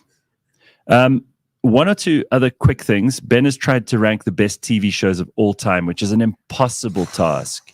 Why would you do that? I admire you for even trying, because that is massive. I didn't do it. The internet did it. Okay. Oh. That internet machine. The internet. Right. There was this thing that I found, and it's a chart, so I don't know if we're going to pull it up on screen here. Have you got a picture? Whoa. Whoa, okay. So as you can see there, Breaking Holy Bad, which shit. everyone knows is the greatest show of all time, is the greatest show of all time. So what they've done is that they've taken all the sort of aggregators of opinion and some sort of metric. So you got Rotten Tomatoes, you got IMDb, whatever it's called, and then you got like actual dickheads on the internet that go, I thought this was crap, because obviously they want to be controversial. Sure. And even then, so Breaking Bad is the best. Game of Thrones, before it started getting into all those stupid run-off shows. Remember last week you arrived on the show? Put that back in a second, but let me just tell the story. So after Ben said that we all had to watch because there was an outrage about the erect penis. Well, I didn't necessarily say you must watch it. I just said there was outrage. Well, I watched it. I think it was up to you to take it further. So I caught up. Yeah, get rid of that picture. So I caught up on it. Eventually watched all 3 of the episodes that I hadn't seen. Remember, I told you I watched episode 1, and so episode 2, bit slow, no dragons, no fights. Okay. That's why they needed a cock. Episode 3. So that you said it was an erect penis. The guy, he was not erect. It was flaccid. It was not erect. What a letdown. I'm sorry. I think that they've misled you. If you watch just for that, and I feel sorry for you if you watch just for that, because it was not what they promised. So you were disappointed, so Gareth. not as advertised. So there you were watching episode 3, like the Titanic towards the iceberg, and it turned out to be. Were you like, is this the scene? And you know, is this when it happens? So I was kind of not watching. You know how you're sort of doing something else while you're watching, and you're on your phone, and you're like, well, let me see what I'm gonna. And then I kept on like, oh, there's some nudity. No, it's not. Okay, it's not the right time. Okay. Carry on. I'm like sending a tweet, and I'm like looking up some stuff for the show, and maybe this is it. And then the guy turns around, and there's all this noise that was made on the show here, which is the only reason I knew it existed. But it wasn't. It was a semi at best. But you know, this is the standard. Okay. Like if you expect TV to deliver a 9 out of 10, it delivers a 6. And then the 4th episode. Well, I'm glad you endured that for us. I was never going to watch it. The 4th episode, much, much more compelling. Lots of dragons, lots of killing, you were gonna tell us more, lots but of drama. Like, definitely episode 4, worth it. Episode 3, you don't have to watch that one. And episode 2, absolutely nothing. Not even cock episode or 3, dragons. a bit limp, huh? No cock, no dragons, nothing. Not no even point. a titty. Not even no titty, no nothing. No titty, no cock, no dragons. What's happened to this show? It's lost it. You know, like when you used to watch shows, it would be PG-16 and there would be like SL, and it would be like watching that. Yeah. It should not be a new thing. They should have like emojis. It's like Dragons. cock, titties, dragon. You can have the little run up there. Okay, let's go back to your thing. Here. Okay, so cool. Distracted. So the reason, I mean, all these lists are impossible. It's like, who's the greatest Springbok 15 of all time? Yeah. Now, if you look at the top there, Breaking Bad. So there's a variety of ways it's got to this point, from like critics to online reviews, all these kind of things. So Breaking Bad is generally seen as the greatest TV show of all time. Then Game of Thrones, before it got a bit mental. I think Game of Thrones, up until that final episode, probably was up there in the top 5. Right. Then there's Chernobyl. I'm so impressed that's in there because it came up. I was talking to someone over the weekend that basically Gauteng looks like Chernobyl in winter. Right. I mean, says someone who doesn't live here. I will not take those comments from these people. It's a very ugly place in winter. It's not beautiful in winter, but it's not beautiful. It looks like Chernobyl in winter. Can we get what a great show. I mean, well, it was all propaganda against nuclear. Yeah, but no, I don't agree. I think it was propaganda against communists, which I'm all in favor of. And nuclear. But I thought it was a great show, like good acting. It was particularly well done. You felt like you were in the 80s in Russia. Yes. It was very good. I'm glad it's up there. So that gives this list a lot of cred. Can we get the list back up there? I just want to touch on a couple of things before we take it back. What was the worst show according to this list? Well, I mean, it's only the top 50 here. Okay. So we don't have to go down that far. So yeah, Chernobyl, these are all big things. Sopranos, Band of Brothers, The Wire, Better Call Saul, Stranger Things, Sherlock, Peaky Blinders, The Twilight. This is a good eye tester. The Twilight Zone. I mean, if you can read this from the distance Ben is at, you have good eyes. Ben should be flying planes. Yes, and then it gets down to, and we'll stop right there at number 15, Friends. Okay, so Friends made it. It's one of the greatest shows of all time. That's still one of the best comedies of all time. The writing on that show is at the next level. But another reason I want to bring this up is that show also tanks a bit because of one character who then Ross. Ross is Ross. The character that tanks Friends the most and is also the biggest snapshot of where the world went wrong is Monica. Why? Because she drives her husband into becoming this absolute alpha simp who ultimately in real life dies being a simp and a drug addict. And everything about her is wrong with what the 90s were great, and then it Monicaed. How long did into it the take early you to 2000s. get this take? Like a couple weeks ago. So everything was great with the show, and like TV shows in general, the 90s. It hit the 2000s, and all of a sudden it was like women are just dreadful monsters. You just restrict control, and do all of these things on TV. So you just go through these lists because they're all wonderful snapshots of some part of time. And Friends, in the latter stages, amazing. If you want to see how things have really gone wrong. Okay. The Monica character. The Monica theory with Ben this morning, that caught me off guard. Because then Chandler Bing became the first simp of TV. And he used to be quite cool. He was funny, he was thin, and then he became fat and he became a horrible simp. Yeah, okay. Yeah. I think maybe we're attaching a little too much importance to Monica here, but let's call it the Monica theory, and maybe some other people want to embellish on it. But this is why these lists are so great, because you go through it and every show is great for a certain reason. And Friends was amazing. It was like 10 seasons. It was hugely funny. Yeah, it's still like some of the best taglines ever. I mean, I watch an episode of that every single day of my life, and it's so funny. It's just so good. That Don Ketty agreeing with you, Monica was neurotic. That 70s show is the true Friends. Let's go, Michael. That's really Richard. Okay. In the comments, Azalea says Suits ain't that good. No, Boston Legal was way better. Suits I agree with that. Yeah, Suits also, again, huge simpy show. Am I the odd one out? Like, I love Suits. Yeah, That's fine. You're a woman. You're entitled to like these things. It's not a good show. It's just it's fluff. It's fluff and bollocks. Another good show is Mr. Robot, says Bitcoin But. Yeah, that was pretty Ozark, says Lindy Dooley. Okay. True. Good one. There was a proper erect penis on the Jeff Daniels crappy Netflix series, A Man in Full. Well, I'm not doing that homework for you. That's I've a done my soul-destroying dig through something. I to mean, go. really, like I don't even know what that is, but it sounds absolutely horrific. Solid title, and frankly, though. if you after cock, there's probably better places to find it than in a Jeff Daniels Netflix series called A Man in Full. Sure. I mean, you're really scraping the barrel if you're looking for it there. That's a tough Friday night in your life. That's your. Clint from the Vault. Our audience know all about cock in movies and TV series. Clint from the Vault says The Boys is full of phalli, if that's your thing. Okay. Is that a movie or is that a Club in Vereeniging? Side-eyeing what people watch now. Carl, being disparaging about me, says all it took to get Gareth back into Game of Thrones was an erect penis. It was this show, but okay, if that's what you want to believe, spread the word. I'm okay with whatever you want to say about me. I've heard worse. It's all good. Serious question: how can I win the Batman Funko Pop at? Where is that in front of me? Yeah. Do these have names? Funko Pops. Yeah, you can't win it. These are very important to the seriousness of our office. Yeah. So this is what we have to do. This is what you tap when you call HR. JP, I'm pretty sure if they ask nice, if you ask nicely, they'll get Scrotum guy will probably be on the easy list. I think might get a bit of a flick. Scrotum guy.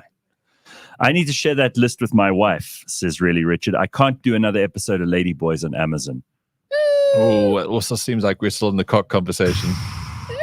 Beaver says True Blood. What about that as a show? That was good. And that was like when all those angsty vampires. What was her name again? Suki Stackhouse. Remember? Suki Stackhouse. The chick from True Blood. I don't know what. I'm pretty sure that was her name. But out of all the sort of like wishy-washy vampire things, that was at least a proper show. Someone says, please check Ben's scrotum. Why? Because it looks like Dobby.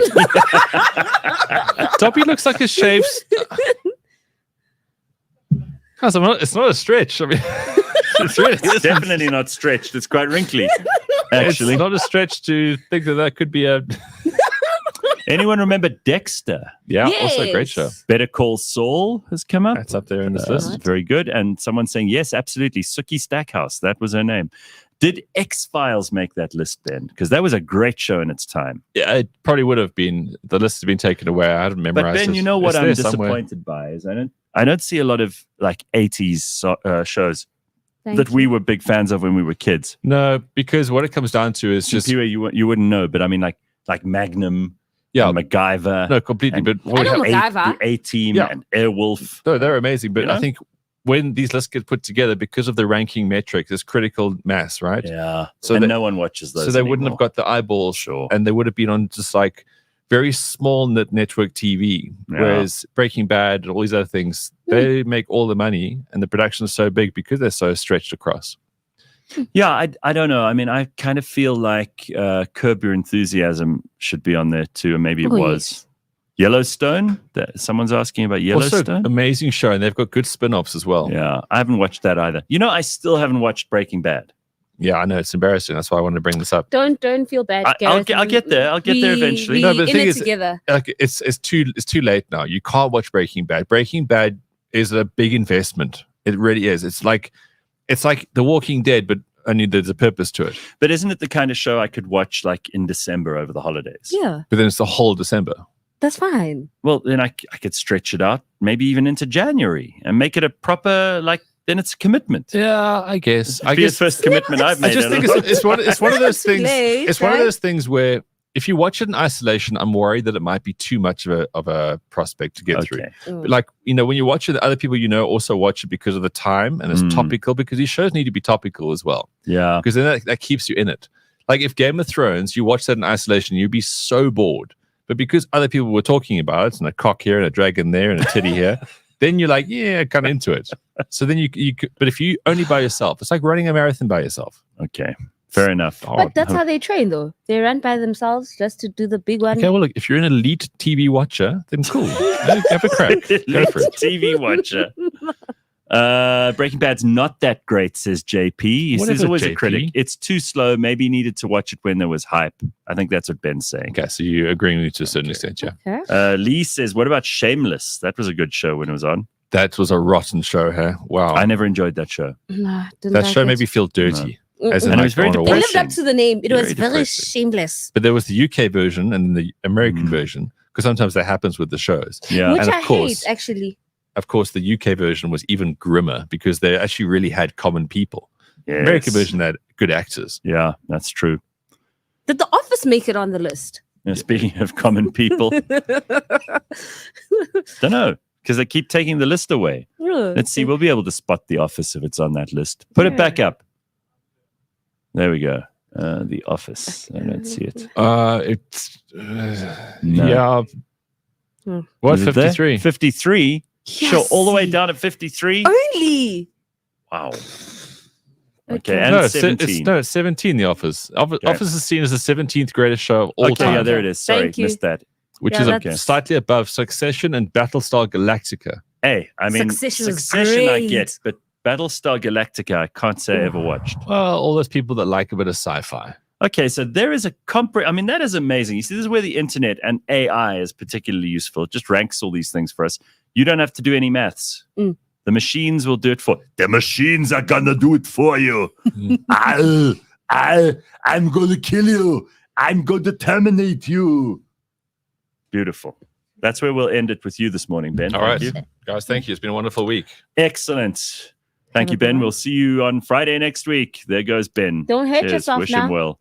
All right. Let us welcome our guest. Speaking of the Terminator, this guy was almost terminated by a shark. I mean, it's an amazing story. And Caleb is here to tell us the story.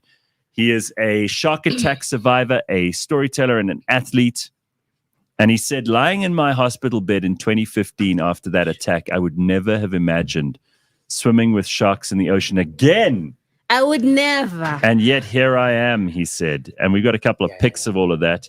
But it's really cool to have him here this morning. And apparently he's been doing a ton of interviews because everybody's interested in his story. And I can completely understand why. Wild Trust has just released a show called Caleb Beyond the Bite, a short film which is following award-winning actor, para-athlete, and shark bite survivor Caleb Swanepoel and his relationship with the ocean.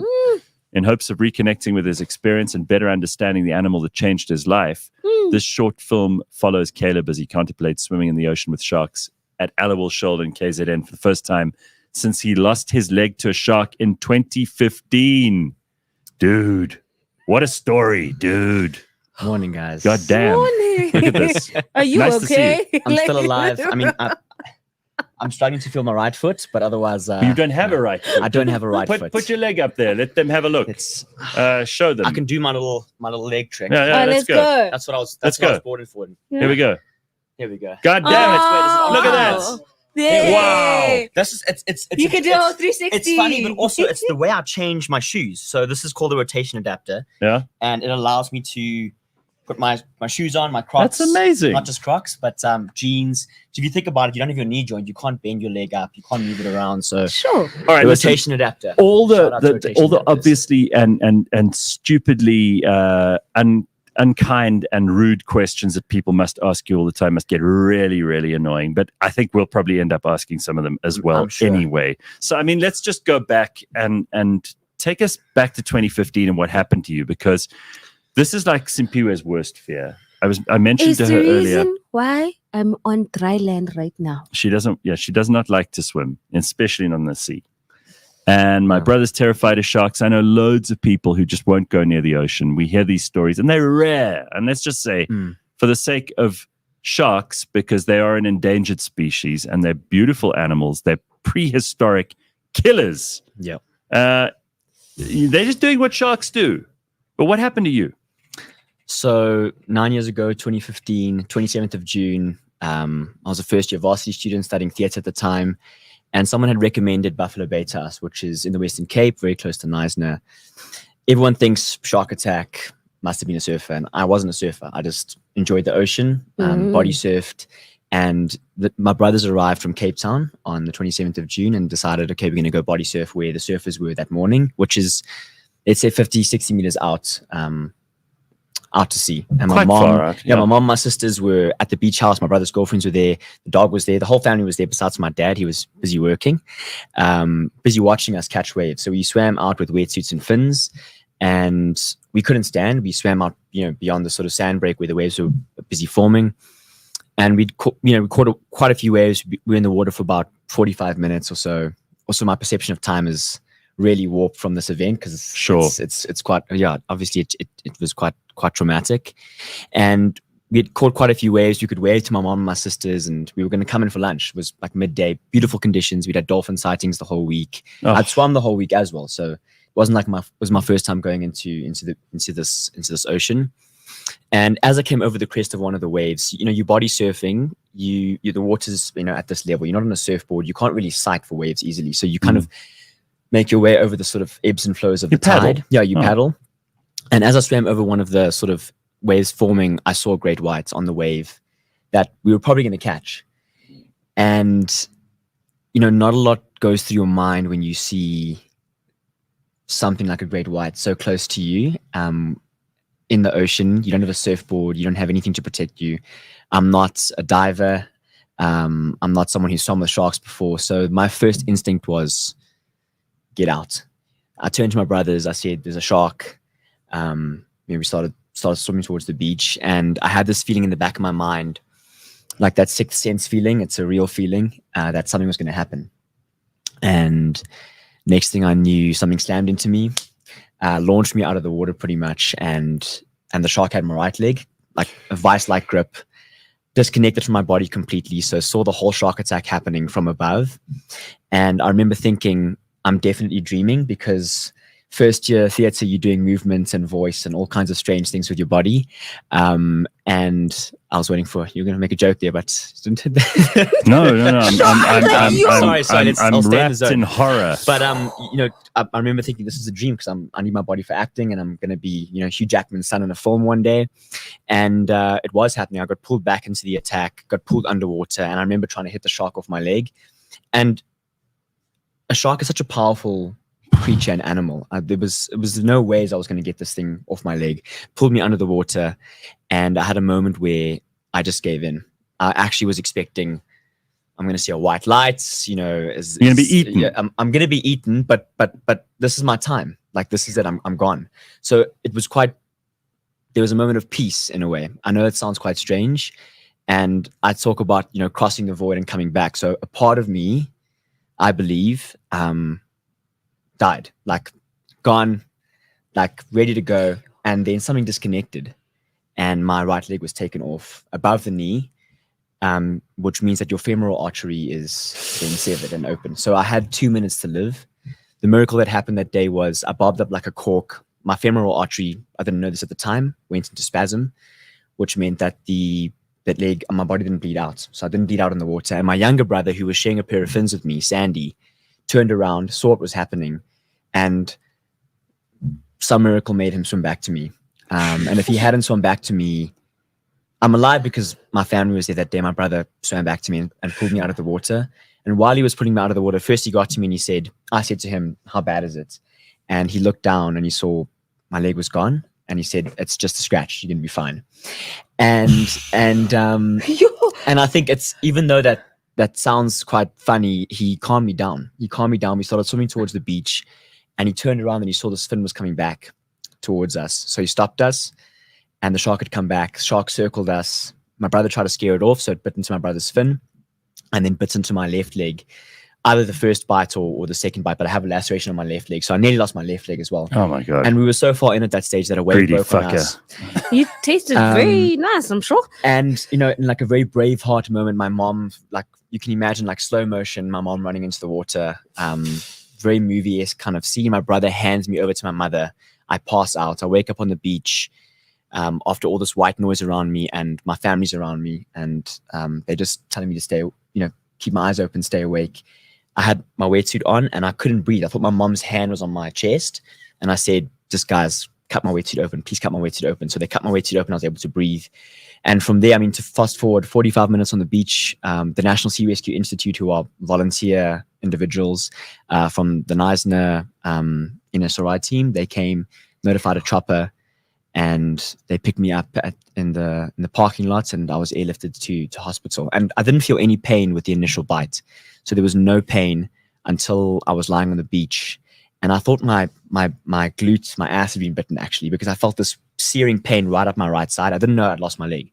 Yeah. But I thought so obviously something had happened, and I didn't even feel the left leg. And the left bite went all the way to the kneecap. So it shows you what happens when your body is amazing. Hey, in fight or flight mode.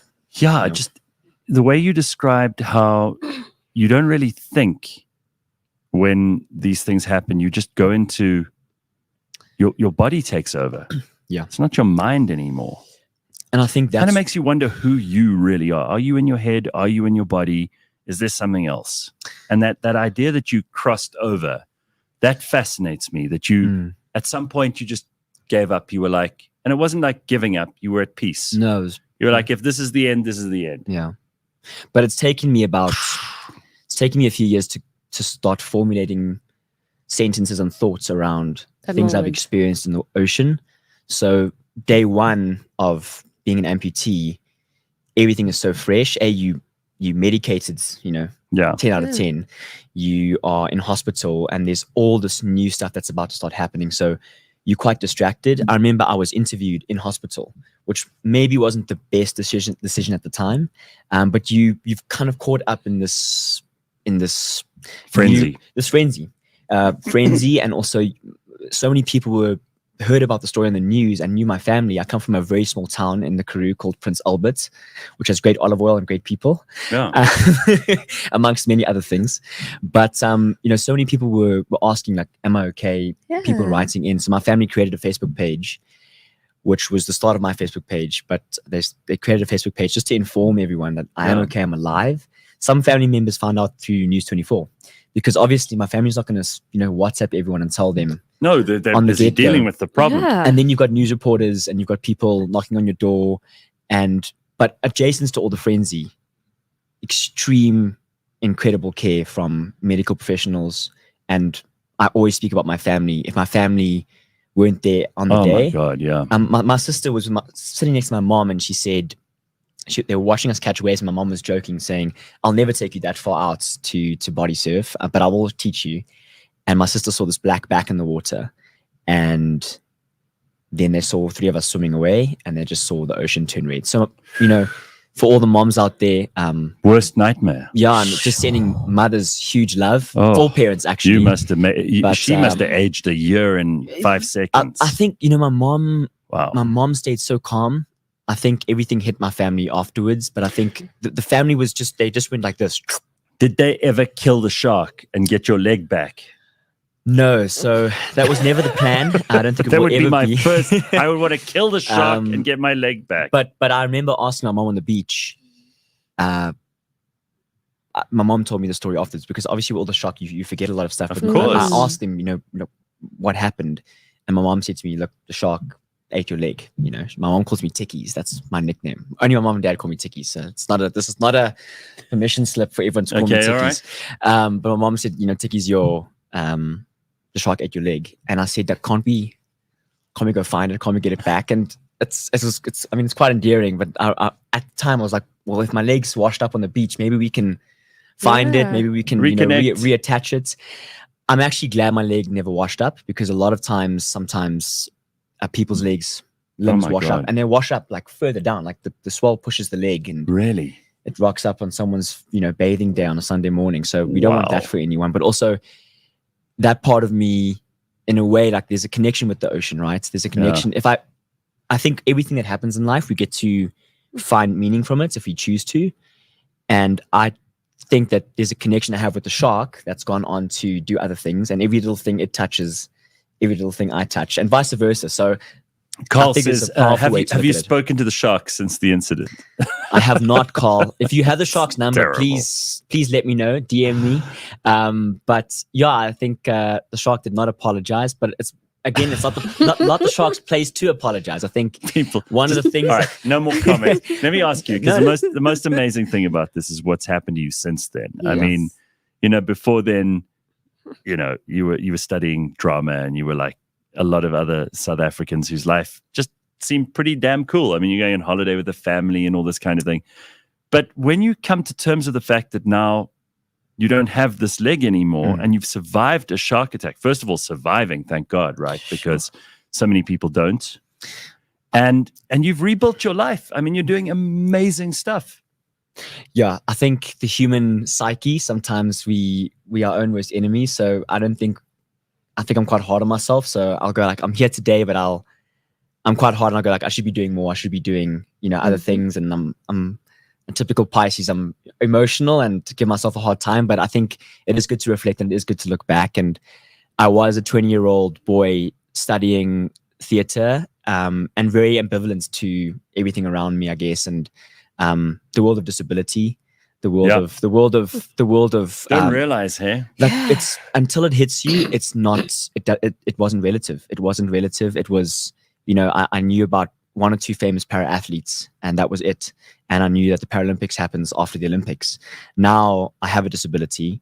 Now I am differently able. Now I am, I have all these other things that have happened. But I think it's changed my perception about a lot of things. And it is cool to take a moment to be grateful to still be alive, because the statistics were fully against me. I mean, isn't it amazing that your femoral artery spasmed and you didn't lose blood at the rate that most people would have? And the fact that these NSRI guys were there, that your family was there. My brother swam back. If Sandy hadn't swum back, I would have either drowned or been bitten fatally for the second time, I think. And it was a juvenile shark. So, the shark was in its own territory. I was swimming away. A teenage shark. And powerful, strong, investigating, curious. So has this, because this would put the fear of God into me, and most of this movie is about going back into the ocean. Yeah. How did you get your head right before you did that? Because it couldn't have been easy, man. I mean, we can make jokes, and even you are making jokes about it now, but that must have been a big step, literally and figuratively. It is a big step. Every day is a big step.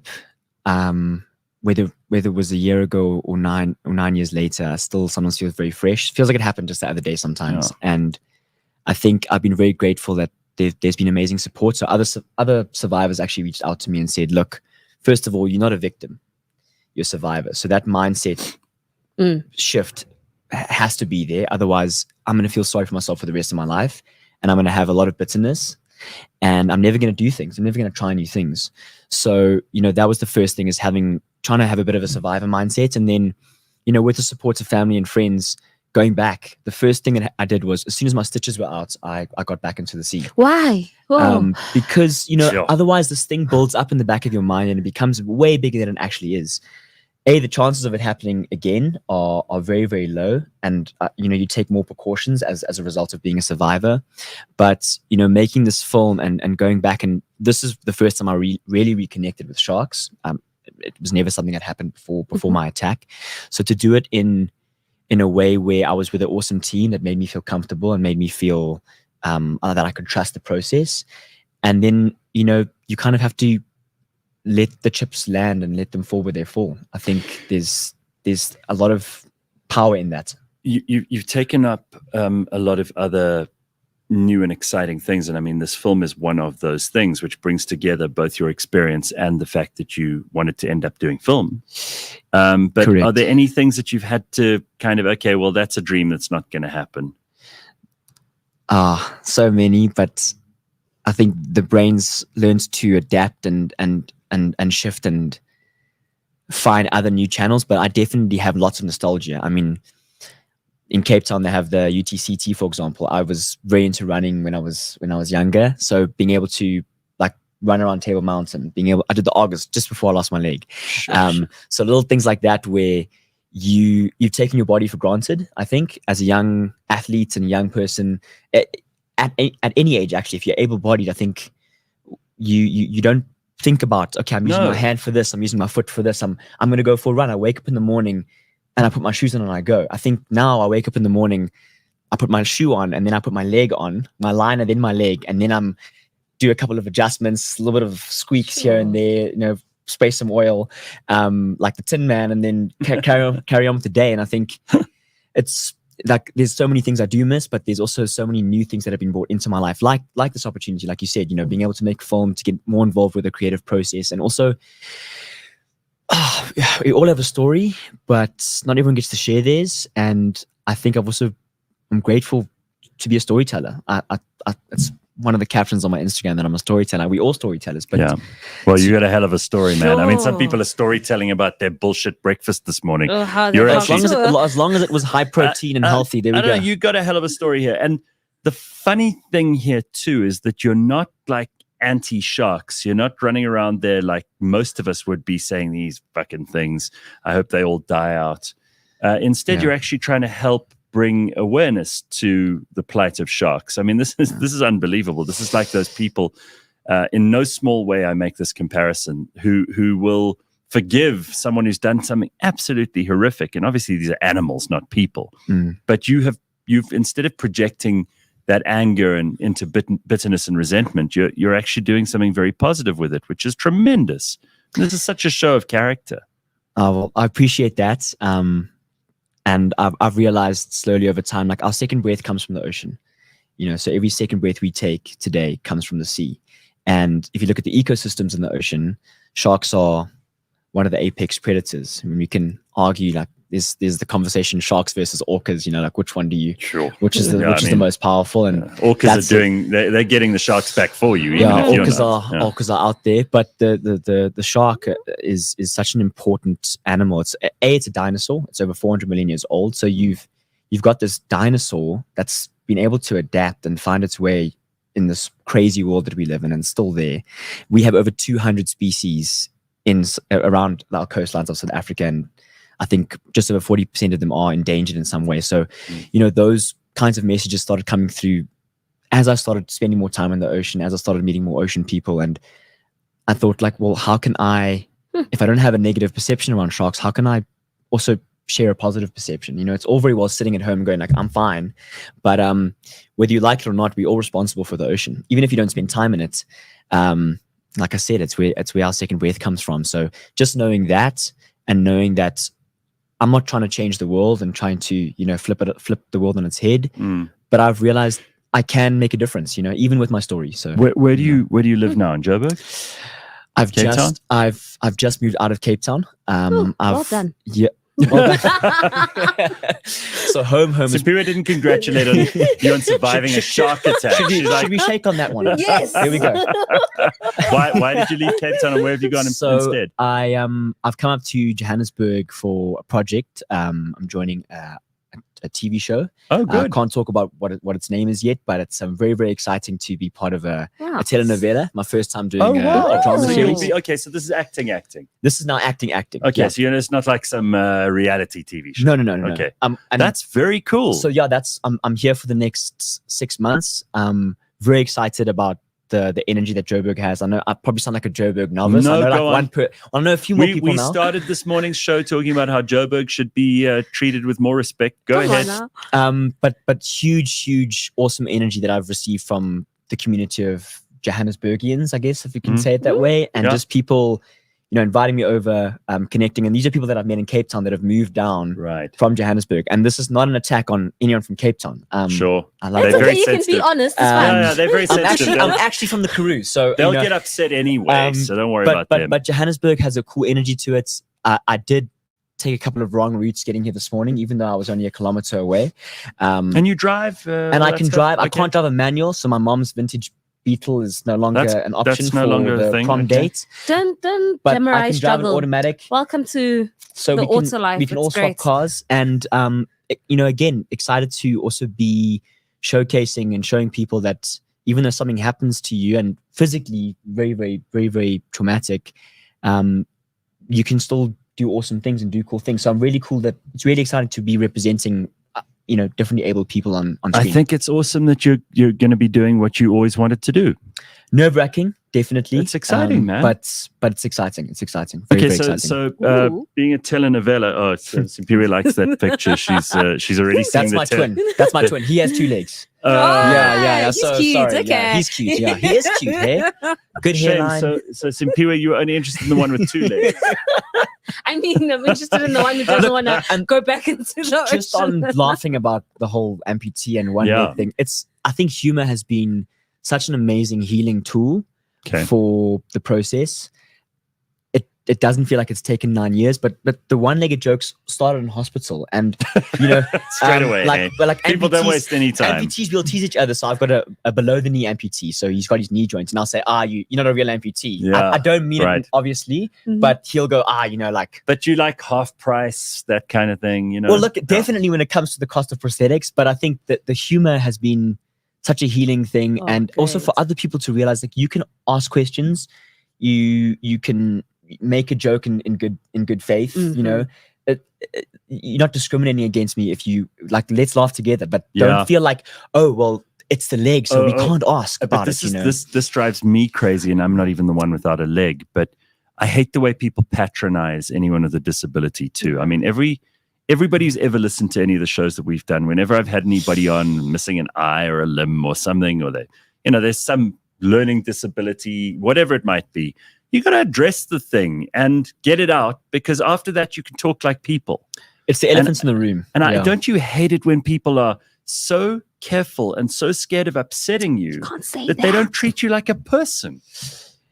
Shame is and to caption that, the worst. I also understand that where it's coming from, that for such a long time people haven't been exposed to disability because it's been almost hidden in a way, and the more we push back against that and go actually, fuck that, let's just put ourselves out there. I want to see more people in wheelchairs, people that have people that are amputees, learning disability on billboards. Sure. There's a huge movement happening in other parts of the world. Well, let's keep it proportional. We don't want to suddenly have everyone with there's no billboards with people with legs. We need some able-bodied people out there. Let's keep it proportional. But the perspective that people have when they've come through adversity and they have a different able body, they see spaces differently, they engage with conversations differently. They're not completely alien. Okay, let me ask you a tough question here, because I mean, on Tinder you could hide that you have the one leg, right?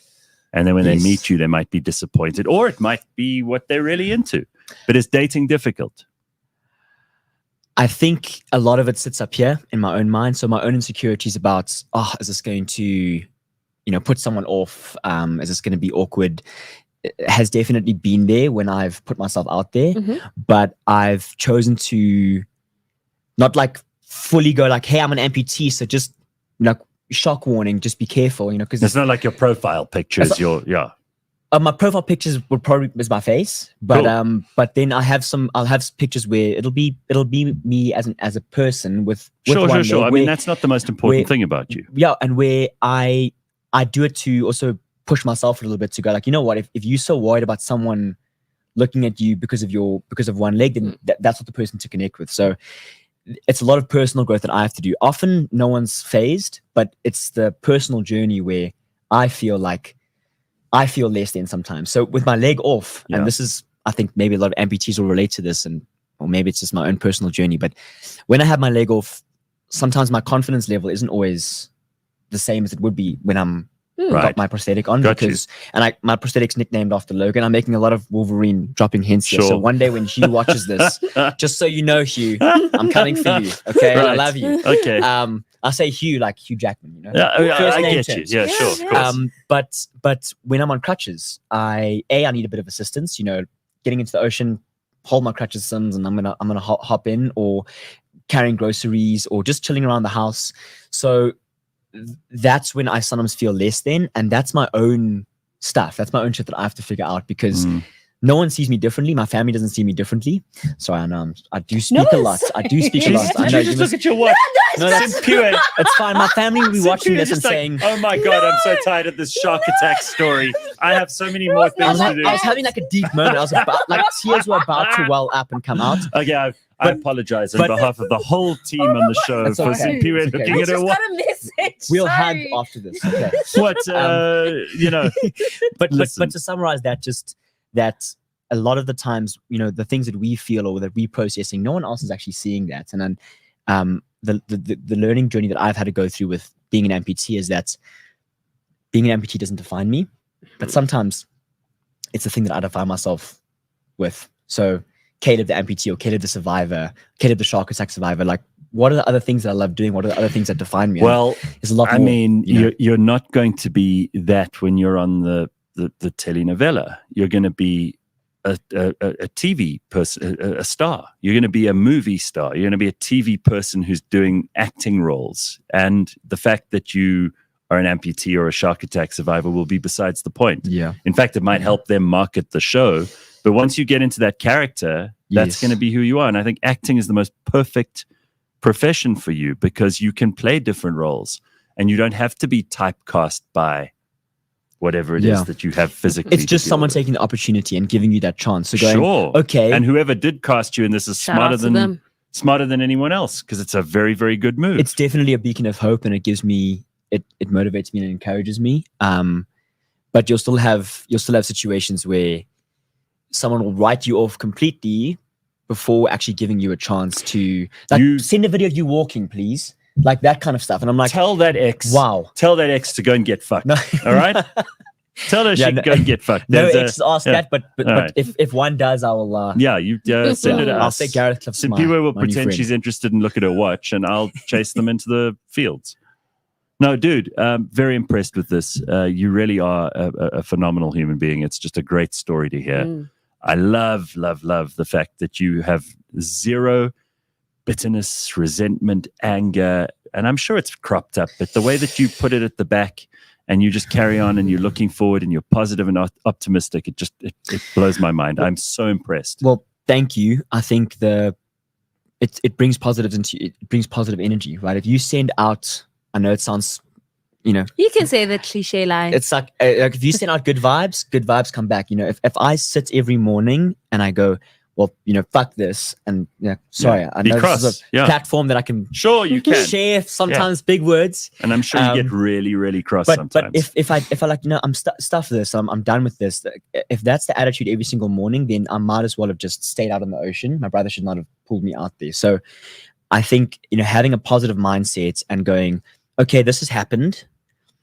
There's so many things out there, even podcasts and platforms like this, where I can actually share, be myself, learn and engage. And also to hear other people's stories, you realize, wow, there's actually still a lot of life to live. Yeah. If anything, maybe it's slightly, it could be richer in some strange way. You know, I mean, not everyone gets to survive and live to tell the tale, but then also have their perception change completely. I mean, who would I be without having gone through this experience? I don't know. And a part of me is curious, you know, would I be just that guy that's just, okay, finish his degree and, like, you know, just carries on and disappears into the shrubbery? Or, you know, is there, like, did this happen for a reason? Why did this happen? All of those questions will still well up.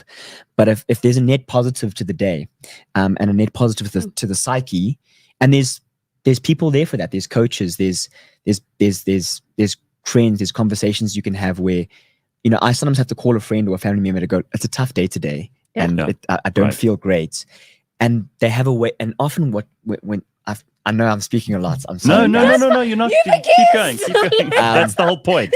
Often, that's why we have a microphone in front of you. and you can just turn mine off if I'm No, go. too much. But your perception of time when you're going through a difficult period is very narrow. So if I'm having a difficult day, I wake up. Even this morning, I woke up and I didn't feel like that great. I felt like your early morning, like there's lots happening. I've just driving. I took the wrong turn. Who are these looking people? at a watch. and my perception of time, your perception of time is very, very, very limited. So when I lost my leg, all that was happening was I was in hospital, drip, catheter, and like step 1, step 2, step 3. When you can shift your perception of time, you can see things with a bit more longevity. And if I didn't have people around me that were able to see, okay, it's going to be okay, one day at a time, one step at a time, I wouldn't be sitting here today because I wouldn't have done the things I've done. And this is not me doing it by myself. I want to give a huge shout out to my family, to my friends. Oh man, absolutely. And to platforms like this where people want to share stories, and you make someone feel comfortable to be themselves. I think that's also really awesome. It's a slightly longer format of storytelling, which is really epic, where I really feel like I can just connect and share thoughts that are literally forming as they're forming, if that makes sense. Well, I mean, you've done that, and you've done it beautifully this morning. And I like that you have been able to kind of share the stuff, which I think most people would find very difficult to share, and especially even more difficult if they'd gone through what you'd gone through. It's a kind of one of a kind experience. There are not many people who can tell the story you've got to tell, and I'm sure loads of people are hearing it for the first time now and are just blown away.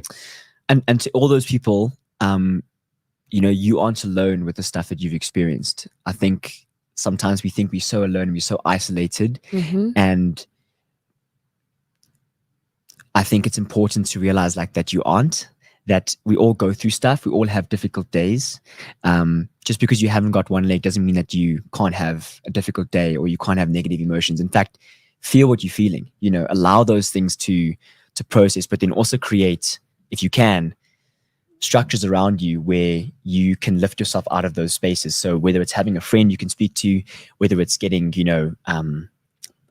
having therapy if you have access to therapy, but even something like taking a walk and turning off your phone, or doing a workout, doing 50 push-ups, like it shifts your mindset so massively. Getting into cold water, little things like that have been such big things for me because they've shifted me out of whatever's happening inside. And then I realized, actually, it's going to be okay. First of all, I'm a human being, even though I walk with a swagger. And that life is still worth living. And we can wake up every single day and be grateful. And to all the able-bodied people out there, go for a run, make the most of those legs because, you never know when you're going to stay on dry land. You never know when you can't use them, but just, wow, the human body is amazing. I've realized what I've been able to do with 3/4, and some technology. It's amazing to be able to walk in here today, carrying my laptop bag. That's not something that I was able to do 9 years ago. I'm so impressed, and honestly, it's been a great pleasure to spend some time with you this morning. I'm sure this isn't the last time we'll have you on the show. I'm sure that we'll have lots of reasons to talk to you in the future. And best of luck with this project you're going to do now. Thank you. I think it's absolutely deserved. I'm sure you're going to shoot the lights out. Good for you. Let's hope so. And there's the show. There's the short film which you got to watch. There's all the information, Caleb Beyond the Bite, and you can find out more if you go to our details here in the description of the podcast and on the YouTube channel. And just on the film, just a huge shout out to, if I can, to Wild Trust and Love Africa Marketing. They were so unbelievable in making this process possible. It wasn't like a random person walked up to me and said, it's time to swim the sharks again. There was a wonderful process that they created. I don't think that would have gone so well. And just, the film is under 10 minutes. So, watch it with your morning coffee or your afternoon snack. And what's really going to help with getting this film to other people is if people comment and share. Obviously, you know about engagement and how it works, but engage with the film. If you like it, comments. If you don't, DM me and we'll have a conversation. But it's just, again, a privilege to be able to represent sharks as well, and to I know I'm not in Durban, but to represent sharks in the ocean, and to share this film with everyone. And it'll show you as well, like there are nerves getting into the ocean again with sharks. I was definitely nervous, but I'm here to tell the tale. So, you can go and watch this. It's also online, so you can go and check it out there. And we will, as I said earlier, put all the details on. And break a leg is definitely that's all my theatre friends will say to me, break a leg, and then I'll stop. They'll go, I can say that, right? And I'm like, of course you can say that. I'm still an actor. So yes, break a leg. All right, dude. Well, you break a leg, and best of luck. We love you. Very good stuff. Big love. Thanks, guys. Thank you. So do I walk out now? No. We're all walking out. Are we all walking out? That's a wrap. We will see you on Monday at 6 a.m. bright and early. Have an awesome weekend. Everybody keep warm. Don't go swimming with sharks. Stay on dry land. Yeah. But watch Beyond the Bike.